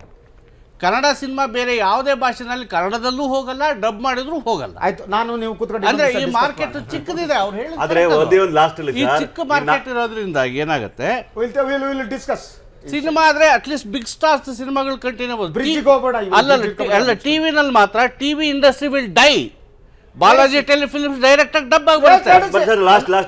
4 ಜನ ಡಬ್ಬಿಂಗ್ ವಿರೋಧ ಇದೆಯೋ ಅಂದ್ರೆ ಬೇರೆ ಭಾಷೆ ವಿರೋಧ ಅಂತ ಅಲ್ಲ, ನಮ್ಮ ಭಾಷೆನ ಉಳಿಸಕ್ಕೆ ನಮ್ದು ಹೋರಾಟ ಅಷ್ಟೇ. Anyway let us see that ಎಲ್ಲಿವರೆಗೆ ನಡೆಯುತ್ತೆ ಜಗತ್ತಿನಲ್ಲಿ ನಡೀಲಿ. ಪ್ರಿಯ ವೀಕ್ಷಕರ, ಮುಂದಿನ ಸುದ್ದಿ ಅಂತ ನೋಡೋಣ. ಕಿಕ್ ಬ್ಯಾಕ್ ಆರೋಪದ ಹಿನ್ನೆಲೆಯಲ್ಲಿ ರಾಜ್ಯ ಸರ್ಕಾರ ಮಹತ್ವಾಕಾಂಕ್ಷಿ ಉಕ್ಕಿನ ಸೇತುವೆ ಯೋಜನೆಯನ್ನು ಕೈಬಿಟ್ಟಾಗಿದೆ. ಈ ಮೂಲಕ ಆರೋಪ ಮಾಡುವವರಿಗೆ ಒಂದು ಉತ್ತರ ಕೂಡ ಸಿಕ್ಕಂತಾಗಿದೆ. ಹೀಗಿದ್ರೂ ರಾಜಕೀಯ ನಾಯಕರ ಕೆಸರೆರಚಾಟ ಮಾತ್ರ ಕೊನೆ ಕಂಡಿಲ್ಲ. ಯೋಜನೆ ಕೈಬಿಟ್ಟರು ಹೋರಾಟ ನಿಲ್ಲಲ್ಲ ಅಂತ ಬಿಜೆಪಿ ರಾಜ್ಯಾಧ್ಯಕ್ಷ ಯಡಿಯೂರಪ್ಪ ಹೇಳಿದ್ದಾರೆ. ಯೋಜನೆ ವಿಚಾರ ನಾವು ಮೋಸ ಮಾಡಿಲ್ಲ, ಇದನ್ನು ಸಾಬೀತು ಮಾಡೋದಕ್ಕೆ ಸಿದ್ಧ ಅಂತ ಬೆಂಗಳೂರು ನಗರಾಭಿವೃದ್ಧಿ ಸಚಿವ ಕೆಜೆ ಜಾರ್ಜ್ ಸವಾಲಾಗಿದ್ದಾರೆ. ಬೆಂಗಳೂರು ಅಭಿವೃದ್ಧಿ ವಿಚಾರದಲ್ಲಿ ಬಿಜೆಪಿ ರಾಜಕೀಯ. ಕಿಕ್ ಬ್ಯಾಕ್ ಆರೋಪದ ಬಗ್ಗೆ ಅಗ್ನಿ ಪರೀಕ್ಷೆಯಾಗಲಿ. ಬಿಜೆಪಿ ನಾಯಕರ ಆರೋಪಕ್ಕೆ ಕಾಂಗ್ರೆಸ್ ಸವಾಲು. ಸ್ಟೀಲ್ ಬ್ರಿಡ್ಜ್ ಯೋಜನೆ ರದ್ದು ವಿಚಾರವಾಗಿ ಬೆಂಗಳೂರು ನಗರಾಭಿವೃದ್ಧಿ ಸಚಿವ ಕೆಜೆ ಜಾರ್ಜ್ ಬಿಜೆಪಿ ಮುಖಂಡರ ವಿರುದ್ಧ ಅಸಮಾಧಾನ ವ್ಯಕ್ತಪಡಿಸಿದ್ದಾರೆ. ಬಿಜೆಪಿಯವರ ರಾಜಕೀಯದಿಂದ ಇವತ್ತು ಬೆಂಗಳೂರು ಅಭಿವೃದ್ಧಿ ಕುಂಠಿತವಾಗ್ತಾ ಇದೆ. ಸಿಎಂ ಸಿದ್ದರಾಮಯ್ಯ ಬೆಂಗಳೂರಿನ ಅಭಿವೃದ್ಧಿಗೆ ಸಾಕಷ್ಟು ಅನುದಾನ ನೀಡಿದ್ದಾರೆ. ಬೆಂಗಳೂರು ಅಭಿವೃದ್ಧಿ ಆಗ್ತಾ ಇದೆ ಅನ್ನೋ ಕಾರಣಕ್ಕೆ ಬಿಜೆಪಿ ನಾಯಕರು ರಾಜಕೀಯ ಮಾಡ್ತಿದ್ದಾರೆ. ರಾಜ್ಯಸಭಾ ಸದಸ್ಯ ರಾಜೀವ್ ಚಂದ್ರಶೇಖರ್ ಹಿಂಬಾಗಿಲಿನಿಂದ ಗೆದ್ದು ಬಂದು ಇದೀಗ ಸ್ಟೀಲ್ ಬ್ರಿಡ್ಜ್ಗೆ ವಿರೋಧ ವ್ಯಕ್ತಪಡಿಸುತ್ತಿದ್ದಾರೆ. ಜನಪರ ಕೆಲಸಗಳಿಗೆ ಅಡ್ಡಿ ತರೋದೇ ರಾಜೀವ್ ಚಂದ್ರಶೇಖರ್ ಅವರ ಕೆಲಸ ಅಂತ ಸಚಿವ ಜಾರ್ಜ್ ವಾಗ್ದಾಳಿ ನಡೆಸಿದ್ರು. ರಾಜೀವ್ ಚಂದ್ರಶೇಖರ್ ಅಂತ ಒಬ್ಬರು MP, ಅವರು ರಾಜ್ಯಸಭಾ MP, ಅವ್ರ ಜೀವನದಲ್ಲಿ ಯಾವುದೇ ನೇರವಾದ ಚುನಾವಣೆ ಎಲ್ಲಿಯೂ ಎದುರಿಸಲಿಲ್ಲ. ಹಿಂದಿನ ಬಾಗಿಲಿಂದ ಬಂದಿರತಕ್ಕಂಥ MP ಅವ್ರನ್ನ ಉಪಾಧ್ಯಕ್ಷರಾಗಿ ಮಾಡಿದ್ರು. ಆ ಸಂದರ್ಭದಲ್ಲಿ ಅವರು ತೀರ್ಮಾನ ತಗೊಂಡ್ರು ಈ ಒಂದು ಮೇಲು ಸೇತುವೆ ಅವಶ್ಯಕತೆ ಇದೆ ಎಂದು. ಯಾವುದೇ ಒಂದು ಅಭಿವೃದ್ಧಿ ಕಾರ್ಯಕ್ರಮಕ್ಕೆ ಅಡ್ಡಿ ಬರೋದು, ಜನ ಪರವಾದ ಕಾರ್ಯಕ್ರಮಕ್ಕೆ ಅಡ್ಡಿ ಬರೋದು ಕೇವಲ ರಾಜಕೀಯ ದುರುದ್ದೇಶದಿಂದ. ಯಾಕೆಂದ್ರೆ ಒಳ್ಳೆ ಕೆಲಸಗಳಾಗಿದ್ದರೆ ಈ ಸರ್ಕಾರ ಜನ ಬೆಂಬಲ ಪಡ್ಕೊಳ್ತಾ ಎಂಬ ಒಂದೇ ಒಂದು ಕಾರಣದಿಂದಾಗಿ ಯಾವುದೇ ಕೆಲಸಗಳಾಗಬಾರ್ದು, ನಮ್ಮಿಂದ ಆಗಲಿಲ್ಲ ಈ ಸರ್ಕಾರದಿಂದ ಆಗಬಾರ್ದು ಎಂಬ ದುರುದ್ದೇಶದಿಂದ ಇವತ್ತು ಈ ಕೆಲಸವನ್ನು ಮಾಡ್ತಾ ಇದೆ. ಇನ್ನು ಸ್ಟೀಲ್ ಬ್ರಿಡ್ಜ್ ವಿಚಾರವಾಗಿ ಬಾಗಲಕೋಟೆಯಲ್ಲಿ ಮಾತನಾಡಿದ ಕೆಪಿಸಿಸಿ ಕಾರ್ಯಾಧ್ಯಕ್ಷ ದಿನೇಶ್ ಗುಂಡೂರಾವ್, ಸ್ಟೀಲ್ ಬ್ರಿಡ್ಜ್ ಯೋಜನೆಗೆ ಕಿಕ್ ಬ್ಯಾಕ್ ಪಡೆದಿದ್ದಾರೆ ಅಂತ ಆರೋಪ ಮಾಡೋ ಯಡಿಯೂರಪ್ಪ ಆರೋಪದ ಬದಲು ಆಧಾರ ಮುಂದಿಡಲಿ ಅಂತ ಸವಾಲು ಹಾಕಿದ್ರು. ಕಿಕ್ ಬ್ಯಾಕ್ ಆರೋಪದಲ್ಲಿ ಅಗ್ನಿ ಪರೀಕ್ಷೆಯಾಗಲಿ, ಸತ್ಯ ಯಾವುದು ಸುಳ್ಳು ಯಾವುದು ಜನರಿಗೆ ಅರ್ಥವಾಗಲಿ ಅಂತ ಆಕ್ರೋಶ ಹೊರಹಾಕಿದ್ರು.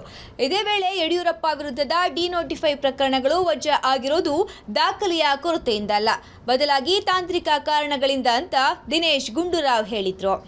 ಭಾರತೀಯ ಜನತಾ ಪಕ್ಷದವರು ಇದರಲ್ಲಿ ಒಂದು ನೆಗೆಟಿವ್ ರಾಜಕಾರಣ, ನಕಾರಾತ್ಮಕವಾದಂಥ ರಾಜಕಾರಣ ಮಾಡಿ ಒಂದು ಕಡೆ ಅವರು ಇದುವರೆಗೂ ಕೂಡ ಸ್ಟೀಲ್ ಬ್ರಿಡ್ಜ್ ಪರ ಇದರೋ ಇಲ್ವೋ ಅದನ್ನು ಹೇಳಲಿಲ್ಲ. ಟೆಕ್ನಿಕಲಿ ಇದ್ರ ಬಗ್ಗೆ ನಿಮ್ಗೆ ಅವ್ರಿಗೆ ಅನುಮಾನ ಇದ್ದರೆ ಅದ್ರ ಬಗ್ಗೆ ಹೆಚ್ಚು ಮಾತಾಡಲಿಲ್ಲ. ಕೇವಲ ಭ್ರಷ್ಟಾಚಾರ ಇದೆ ಅಂತ ಆರೋಪಗಳು ಮಾಡಿಕೊಂಡು ನಮಗೆ ಅದಕ್ಕೆ ನಾವು ಅದಕ್ಕೆ ಚಾಲೆಂಜ್ ಮಾಡ್ತಾ ಇದೀವಲ್ಲ, ನಾವು ಚಾಲೆಂಜ್ ಮಾಡ್ತಾ ಇದೀವಿ. ಈಗ ಚಾಲೆಂಜ್ ಮಾಡ್ತಾ ಇದ್ದೀವಿ ಯಡಿಯೂರಪ್ಪನವರಿಗೆ ಮತ್ತು ಬಿಜೆಪಿಯ ದೊಡ್ಡ ದೊಡ್ಡ ಲೀಡರ್ಗಳಿಗೆ, ದಯವಿಟ್ಟು ಇದನ್ನ ಪ್ರೂವ್ ಮಾಡಿ. ಈಗ ಅತ್ತ ಹುಬ್ಬಳ್ಳಿಯಲ್ಲಿ ಮಾತನಾಡಿದ ಬಿಜೆಪಿ ರಾಜ್ಯಾಧ್ಯಕ್ಷ ಬಿಎಸ್ ಯಡಿಯೂರಪ್ಪ, ಸ್ಟೀಲ್ ಬ್ರಿಡ್ಜ್ ಯೋಜನೆ ಬಿಟ್ಟಾಕ್ಷಣ ತಮ್ಮ ಹೋರಾಟ ನಿಲ್ಲೋದಿಲ್ಲ, ಪ್ರಕರಣವನ್ನ ಸಿಬಿಐಗೆ ವಹಿಸಬೇಕು ಅಂತ ಪುನರುಚ್ಚರಿಸಿದ್ರು. ಆ ಬಗ್ಗೆನೂ ಡೈರಿಯಲ್ಲಿರುವಂತಹದ್ದು, ಇದೆಲ್ಲವನ್ನು ಸಮಗ್ರವಾಗಿ ಸಿಬಿಐ ತನಿಖೆ ಮಾಡಬೇಕು. ಅದಕ್ಕೆ ಎಲ್ಲ ಸಾಕ್ಷ್ಯಾಧಾರಗಳು ನಮ್ಮ ಹತ್ರ ಇದೆ. ಒಟ್ಟಾರೆ ಸ್ಟೀಲ್ ಬ್ರಿಡ್ಜ್ ವಿಚಾರವನ್ನ ರಾಜಕೀಯಗೊಳಿಸಿರುವ ಬಿಜೆಪಿ ನಾಯಕರು ಬೆಂಗಳೂರು ಅಭಿವೃದ್ಧಿ ವಿರೋಧಿಗಳು ಎಂಬ ಆರೋಪ ಇದೀಗ ಎಲ್ಲೆಡೆ ಕೇಳಿಬರ್ತಾ ಇರೋದಂತೂ ಸತ್ಯ. ಪೊಲಿಟಿಕಲ್ ಬ್ಯೂರೋ, ಸುದ್ದಿ ಟಿವಿ, ಬೆಂಗಳೂರು. ಎಸ್, ಬ್ರಿಡ್ಜು ಮತ್ತು ಕಪ್ಪದ ವಿವಾದ ರವಿ ಸುಬ್ರಹ್ಮಣ್ಯ ಅವರ ಏನು ಮುಗಿಯುತ್ತೆ ಅಂದರೆ ಮುಗಿತಾ ಇಲ್ಲ. ಬಟ್ ನಾನು ನೀವು ಪ್ರತಿಕ್ರಿಯೆ ಕೇಳೋದಕ್ಕಿಂತ ಬದಲು ವಿಜುವಲ್ ನೋಡ್ತಾ ಇದ್ದೆ. ಹುಬ್ಬಳ್ಳಿಗದು ಯಡಿಯೂರಪ್ಪನವ್ರು ಒಂದು ಪಕ್ಕದಲ್ಲಿ ಸನ್ಮಾನ್ಯ ಪ್ರಹ್ಲಾದ್ ಜೋಶಿ ಅವರು ಇದ್ದಾರೆ, ಇನ್ನೊಂದು ಪಕ್ಕದಲ್ಲಿ ಜಗದೀಶ್ ಶೆಟ್ಟರ್ ಇದ್ದಾರೆ. ಒಬ್ಬರು ಪೂರ್ವಕ್ಕೆ ನೋಡ್ತಿದ್ದಾರೆ, ಒಬ್ಬರು ಪಶ್ಚಿಮಕ್ಕೆ ನೋಡ್ತಿದ್ದಾರೆ, ಇವರು ನೇರವಾಗಿ. ಇದೇನು ಇಂಡಿಕೇಶನ್ ಅಂತ ಬಿಟ್ಬಿಡಿ ಅಂತ lighter way I want to no.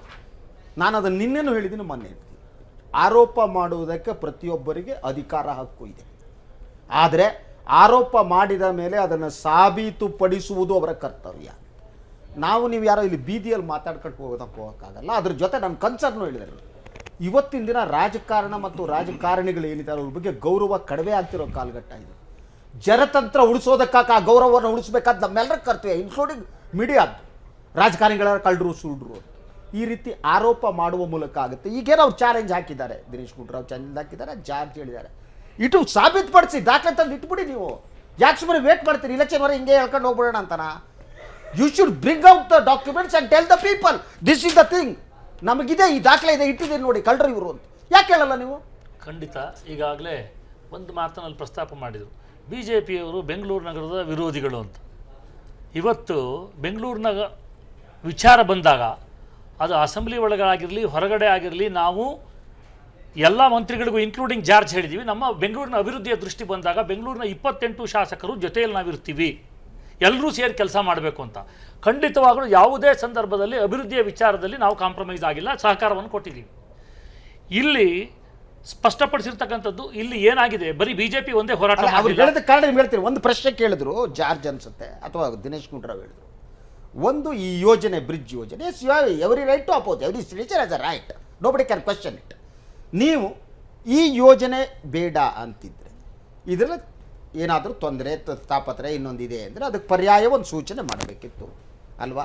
ಎರಡನೇದಾಗಿ ಟೆಂಡರ್ ಏನಿದೆ ಟೆಂಡರ್ ಫೈನಲೈಸ್ ಆಗಿಲ್ಲ, what ever it may be, ಅದು ನಾವು ನಿನ್ನೆ ಚರ್ಚೆ ಮಾಡಿದ್ವಿ.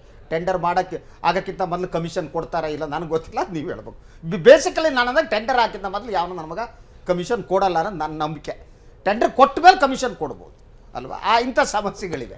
ಇದನ್ನು ಯಾವುದೂ ನೀವು ಮಾಡದೇ ಇರೋದ್ರಿಂದ ಒಂದು ನಿಮಿಷ ಸರ್, ಈ ಬಗ್ಗೆ ತಾವು ಚಕಾರ ಎತ್ತದೆ, ಬೇರೆ ಪರ್ಯಾಯ ಯೋಜನೆಗಳನ್ನು ಸೂಚಿಸಿದೆ, ಅದು ಯಾವುದೂ ಹೋರಾಟ ಮಾಡದೆ ತಾವು ಏಕಾಏಕಿ ಇದನ್ನು ವಿರೋಧ ಮಾಡಿದ್ದು ಒಂದು. ಎರಡನೇದಾಗಿ ನೀವು ರಾಜ್ಯಸಭಾ ಸದಸ್ಯರಾದಂಥ ಸನ್ಮಾನ್ಯ ರಾಜೀವ್ ಚಂದ್ರಶೇಖರ್ನ ಮುಂದಿಟ್ಟರೆ ನಾವು ಡಿಸ್ಕಸ್ ಮಾಡೋದು ಎರಡನೇ ಇಶ್ಯೂ ರಾಜೀವ್ ಚಂದ್ರಶೇಖರ್ ಬಗ್ಗೆ ನಾನು ಹೇಳೋದು. ರಾಜೀವ್ ಚಂದ್ರಶೇಖರ್ ಅವರು ಒಂದೊಮ್ಮೆ ಪರಿಸರದ ಬಗ್ಗೆ ಕಾಳಜಿ ಇದ್ದ ವ್ಯಕ್ತಿ ಆದರೆ ರಾಜಭವನದ ಪಕ್ಕದಲ್ಲಿರುವ ಇಂದಿರಾ ಏನು ಕಾರಂಜಿ ಇದೆಯಲ್ಲ ಅಲ್ಲಿ ಕನಿಷ್ಠ 80 ಮರಗಳನ್ನು ಕಡಿದು ಅವರು ಸೈನಿಕ ಸ್ಮಾರಕ ಮಾಡ್ತಿರಲಿಲ್ಲ. ಇಲ್ಲಪ್ಪ ಮರ ಕಡಿದ್ಬಿಟ್ರೆ ಬೆಂಗಳೂರಿಗೆ ತೊಂದರೆ ಆಗ್ತದೆ, ಅದರಿಂದ ಅವ್ರ ಪರಿಸರ ಕಾಳಜಿ ಬಗ್ಗೆ ನನ್ನ ಸಂಶಯ ಇದೆ. ಎರಡನೇದು ಅವರು ಭ್ರಷ್ಟಾಚಾರ ಪರವಾಗಿದ್ದಾರ ವಿರೋಧರ ಆಗಿದ್ದಾರೆ ನನಗಿಂತ ನಿಮ್ಮ ಮೂರೂ ರಾಜಕೀಯ ಪಕ್ಷಗಳಿಗೆ ಗೊತ್ತಿದೆ. ಯಾಕಂದರೆ ಅವ್ರು ರಾಜ್ಯಸಭಾ ಸದಸ್ಯರಾಗಿದ್ದಾರೆ, ನೀವು ಮೂರೂ ಪಕ್ಷದವರು ಬೆಂಬಲ ಕೊಟ್ಟಿದ್ದೀರಿ, ಸತತವಾಗಿ ಕೊಟ್ಟಿದ್ದೀರಿ, ಒಂದೊಂದು ಕಾಲದಲ್ಲಿ ಒಂದು ಪಕ್ಷದ ಜೊತೆ ಇದ್ದಾರೆ. ಆದ್ದರಿಂದ ಅವರ ಭ್ರಷ್ಟತೆ ಪ್ರಶ್ನೆ ಏನಿದೆ ಅದ್ರ ಬಗ್ಗೆ ನನಗೆ ಉತ್ತರ ಗೊತ್ತಿಲ್ಲ. ಆದರೆ ಪರಿಸರ ಕಾಳಜಿ ಏನಿದೆ ಅದ್ರ ಬಗ್ಗೆ ನನ್ನ ಸಂಶಯ ಇದೆ. ಆದರೆ ನೀವು ಅವರಲ್ಲಿ ಯಾಕೆ ಮುಂದೆ ಬಿಟ್ರಿ? ನೀವ್ಯಾರ ಬಂದು ನಾಳೆ ರವಿ ಸುಬ್ರಹ್ಮಣ್ಯ ಬೆಂಗಳೂರಿನ ಪ್ರತಿಷ್ಠಿತ ಶಾಸಕ ನೀವು ಮಾಡ್ರೆ ನಾನು ಹ್ಯಾಟ್ಸ್ ಆಫ್ ಅಂತಿದ್ದೆ. Ravi yes you are a committed man, I do agree, ನಿಮಗೆ ಕಳಂಕನೂ ಇಲ್ಲ, ನಿಮಗೆ ಎಸ್ ಯು ಹಾನೆಸ್ಟ್ ಅಂತ. ಯಾಕೆ ಬಿಟ್ಟಿದ್ದು? ಬಿಜೆಪಿಯ ಹೋರಾಟಕ್ಕೂ ರಾಜೀವ್ ಚಂದ್ರಶೇಖರ್ ಅವರ ಒಂದು ಹೋರಾಟಕ್ಕೂ ಸಂಬಂಧ ಇಲ್ಲ ಸರ್. ಕೇರಳದ ನಿಮ್ಮ ಎನ್ ಡಿ ಎ ಉಪಾಧ್ಯಕ್ಷರವರು ಒಂದು ನಿಮಿಷ ರಾಜೀವ್ ಚಂದ್ರಶೇಖರ್ ಸಂಘ ಸಂಸ್ಥೆಗಳ ಮುಖಾಂತರವಾಗಿ ಅವರು ಒಂದು ಹೋರಾಟವನ್ನು ಮಾಡ್ಕೊಂಡು ಬಂದಿದ್ದಾರೆ. ನೀವೆಂದೂ ಅದ್ರ ಡಿಸ್ಟೆನ್ಸ್ ಮಾಡ್ಕೊಂಡಿಲ್ಲ ನೀವು? ಇಲ್ಲ, ಒಂದ್ ನಿಮಿಷ ಅವ್ರಿಗೆ ಬೇರೆ ಪಾರ್ಟಿಯವರು ಓಟ್ ಹಾಕಿದ್ದಾರೆ, ಬಿಜೆಪಿ ಓಟಿಂದ ಏನ್ ಗೆದ್ದು ಬಂದಿಲ್ಲ. ಹಾಗಾಗಿ ರಾಜ್ಯಸಭೆಯಲ್ಲಿ ಯಾರಿರಬೇಕು, ವಿಧಾನ ಪರಿಷತ್ತಿನಲ್ಲಿ ಯಾರಿರಬೇಕು ಅಂತ ಹಿಂದೆನೇ ತೀರ್ಮಾನ ಆಗಿರ್ತಕ್ಕಂಥದ್ದು. ಈಗ ಯಾಕೆಂದ್ರೆ ಹಿಂಬಾಗ್ಲಿಂದ ಬಂದಿದ್ದಾರೋ ಮುಂಬಾಗ್ಲಿಂದ ಬಂದಿದ್ದಾರೋ ಆ ರಾಜಕಾರಣಕ್ಕೆ ನಾನು ಹೋಗಲ್ಲ. ಈಗ ಆ ಮಾತು ಹೋದ್ರೆ ಸಬ್ಜೆಕ್ಟೇ ಬೇರೆ ಎಲ್ಲಿಗೆ ಹೋಗುತ್ತೆ. ಆದರೆ ಇವತ್ತು ಬೆಂಗಳೂರಿನ ಈಗಾಗಲೇ ಡೈರಿ ವಿಚಾರ ಬಂತು. ಈಗ ಡೈರಿಯಲ್ಲಿ ಆ ವಿಚಾರ ಪ್ರಸ್ತಾಪ ಆಗಿರೋದ್ರಿಂದ ಇದರಲ್ಲಿ ಎಲ್ಲೋ ಒಂದು ಅವ್ಯವಹಾರಗಳು ನಡೆದಿದೆ ಅಂತಕ್ಕಂಥ ಮಾತುಗಳು ಬಂದಿದೆ. ಹಾಗಾಗಿ ಇವತ್ತು ಜನ ಈ ಯೋಜನೆಯನ್ನು ಬೇಡ ಅಂತ ಇದ್ದಾರೆ. ಬೇರೆ ಆಲ್ಟರ್ನೇಟಿವ್ಸ್ ಏನಿದೆ ಅಂತಕ್ಕಂಥದ್ದನ್ನು ಯೋಚನೆ ಮಾಡಬೇಕು ಅಂತಕ್ಕಂಥದ್ದು ನಮ್ಮ ಉದ್ದೇಶವೇ ಹೊರತು ಈಗನ್ನ ನೀವು ಇದರಲ್ಲಿ ಹೇಳ್ತೀನಿ ಒಳಗೆ ಇವರು ಏನ್ ಹೇಳಿದ್ರು, ಬೆಂಗಳೂರಿನ ಅಭಿವೃದ್ಧಿಗೆ ನಾವೆಲ್ಲ ಸಹಕಾರ ಕೊಟ್ಟಿದ್ವಿ ಅಂತಂದ್ರು. ಅಂದ್ರೆ ಮೀಟಿಂಗ್ ನಡೆಯುವಾಗ ಒಳಗೆ ನಡೆಯುವಾಗ ಇವರೆಲ್ಲ ಶಾಸಕರು ಸ್ಟೀಲ್ ಬ್ರಿಡ್ಜ್ ಬೇಕು ಅಂತಾರೆ. ರಾಜೀವ್ ಚಂದ್ರಶೇಖರ್ ಅಪೋಸ್ ಇದು ಸತ್ಯ. ಇದು ಸತ್ಯ. ಅದಾದ್ಮೇಲೆ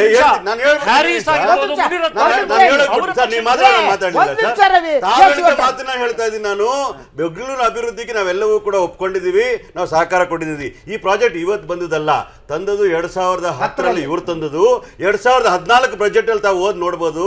ಅವತ್ತೇ ಸಿದ್ದರಾಮಯ್ಯ ಸಾಹೇಬ್ರ ಬಜೆಟ್ ಅಲ್ಲಿ ಇದನ್ನ ಘೋಷಣೆ ಮಾಡಿದ್ರೆ ಬೆಂಗಳೂರು ಅಭಿವೃದ್ಧಿ ಮಾಡಬೇಕು ಅಂತ. ಅವತ್ತು ನೀವು ಕಾಳಜಿ ಇದ್ರೆ ಅವತ್ತೇ ಅಪೋಸ್ ಮಾಡಬೇಕಾಯ್ತು. ಇವತ್ತು ರಾಜೀವ್ ಚಂದ್ರಶೇಖರ್ ಅವ್ರನ್ನ ಮುಂದಿಟ್ಟು ನಾನು ಮುಗಿಸ್ತೀನಿ. ರಾಜೀವ್ ಚಂದ್ರಶೇಖರ್ ಇಟ್ಕೊಂಡು ಪರಿಸರದ ಹೆಸರಿನಲ್ಲಿ ಇದೆಲ್ಲ ಮಾಡ್ಲಿಕ್ಕೆ ಕೊಟ್ರಲ್ಲ, ಇದು ನ್ಯಾಯವೇ? ಬೆಂಗಳೂರಿನ ಅಭಿವೃದ್ಧಿಗೋಸ್ಕರ ಕಾಳಜಿ ಇದೆಯೇ?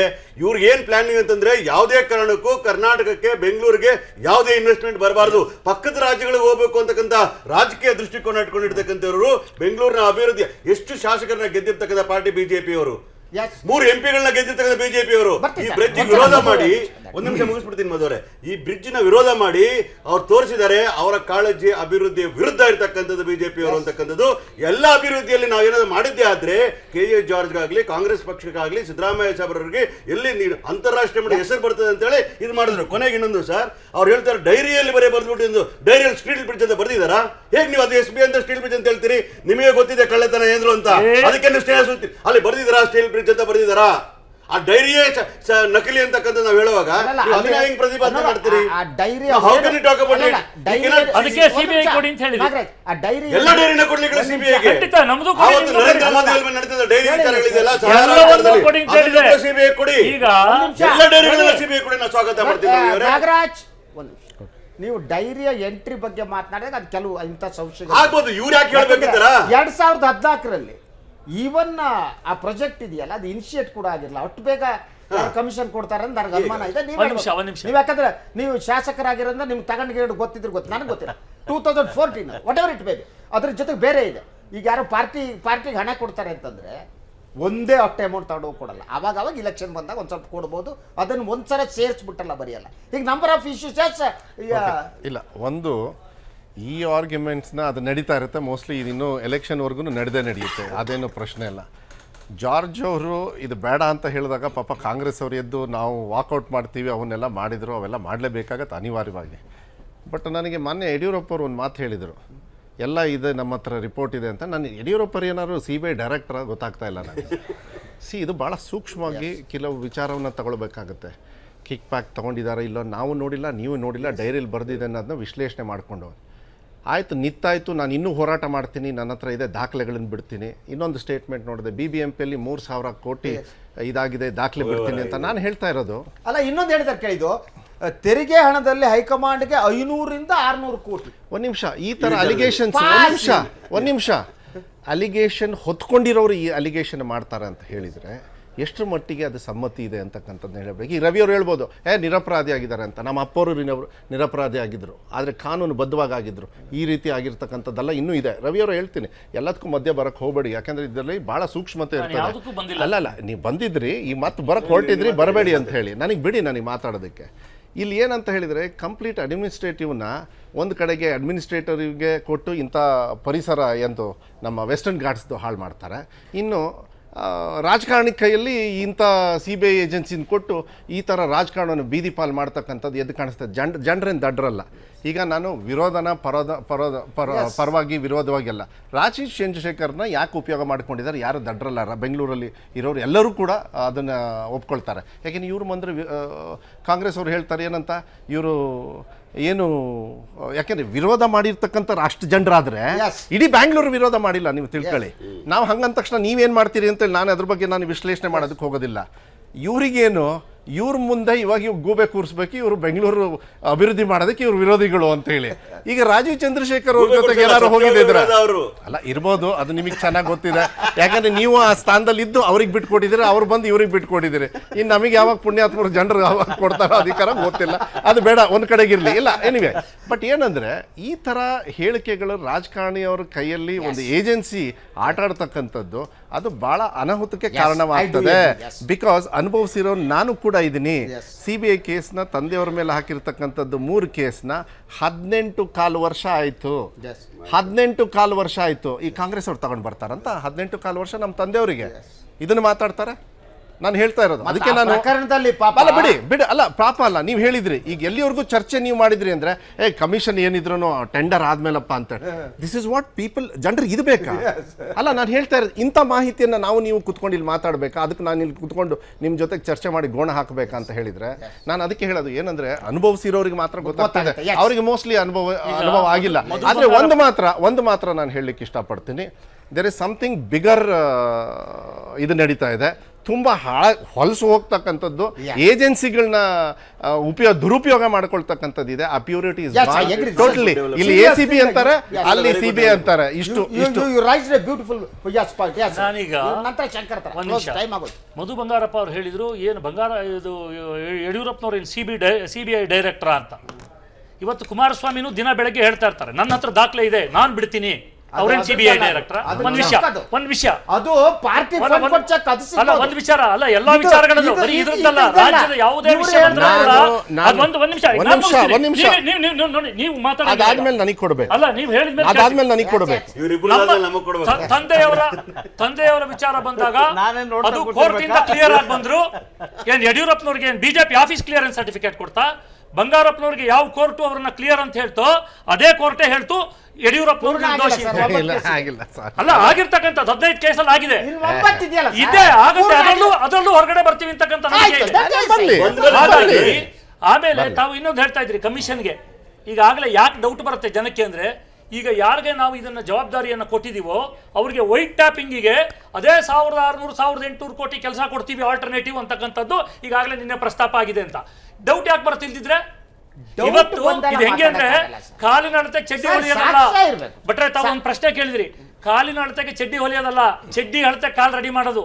ಇವತ್ತು ಟೆಂಡರ್ ಹಾಕ್ಬೇಕಾದ್ರೆ ನಿನಗೆ ಯಾವ ಕಂಡೀಷನ್ಸು ಈ ಕಾಂಟ್ರಾಕ್ಟರ್ಗೆ ಅಪ್ಲಿಕಬಲ್ ಆಗತ್ತೆ, ಅದಕ್ಕೆ ಬೇಕಾದಂತಹ ಕಾನೂನುಗಳನ್ನ ಈ ವ್ಯವಸ್ಥೆ ಮಾಡ್ಕೊಳ್ತೀವಿ ಎಲ್ಲ ಪಕ್ಷದವರು ಮಾಡ್ತಾರೆ. ಅಲ್ಲ, ಈಗ ಅದನ್ನ ನಡ್ಕೊಂಡು ಬಂದಿರ್ತಕ್ಕಂಥದ್ದೇ ಹೊರತು ಇದ್ರೊಳಗೆ ಇನ್ಯಾನು ಇಲ್ಲ. ಇದನ್ನ ಯಾವ್ಯಾವ ಬ್ಯೂರೋಕ್ರಾಟ್ಸು ಯಾರನ್ನ ಕೂತ್ಕೊಂಡಿರ್ತಾರೆ, ಇದಕ್ಕೆ ಯಾವ ತರ ಮಾಡಬೇಕು. ಈಗ ಶಶಿಧರ್ ಭಟ್ರು ಕೂತ್ಕೊಂಡ್ರೆ ಶಶಿಧರ್ ಭಟ್ರಿಗೆ ಯಾವ ಸಿನಿಮಾ ಮಾಡಿಸ್ಬೇಕು, ಅದಕ್ಕೆ ಯಾವ ತರ ಸ್ಟೋರಿ ಇರಬೇಕು. Ravi, I will do one thing. ನಾನು ಇದ್ರ ಬಗ್ಗೆ ಚರ್ಚೆ ಮಾಡೋದಕ್ಕೆ ಸಮಯ ನಿಗದಿ ಮಾಡ್ತೀನಿ. ದಾಖಲೆಗಳು ಹಿಡ್ಕೊ ಬನ್ನಿ, will discuss. Passing remark always dangerous. ಈ ಜಗತ್ತಿನಲ್ಲಿ ಎಲ್ಲರೂ ನೀವು ಯಾವ್ಯಾವ ಟೆಂಡರ್ಗಳಲ್ಲಿ ಯಾವ್ಯಾವ ವ್ಯತ್ಯಾಸಗಳಾದವು, ಯಾರು ಮಾಡಿದ್ರು, ಆಫೀಸರ್ ಮಾಡಿದ್ರ, ಯಾರು ಮಾಡಿದ್ರು,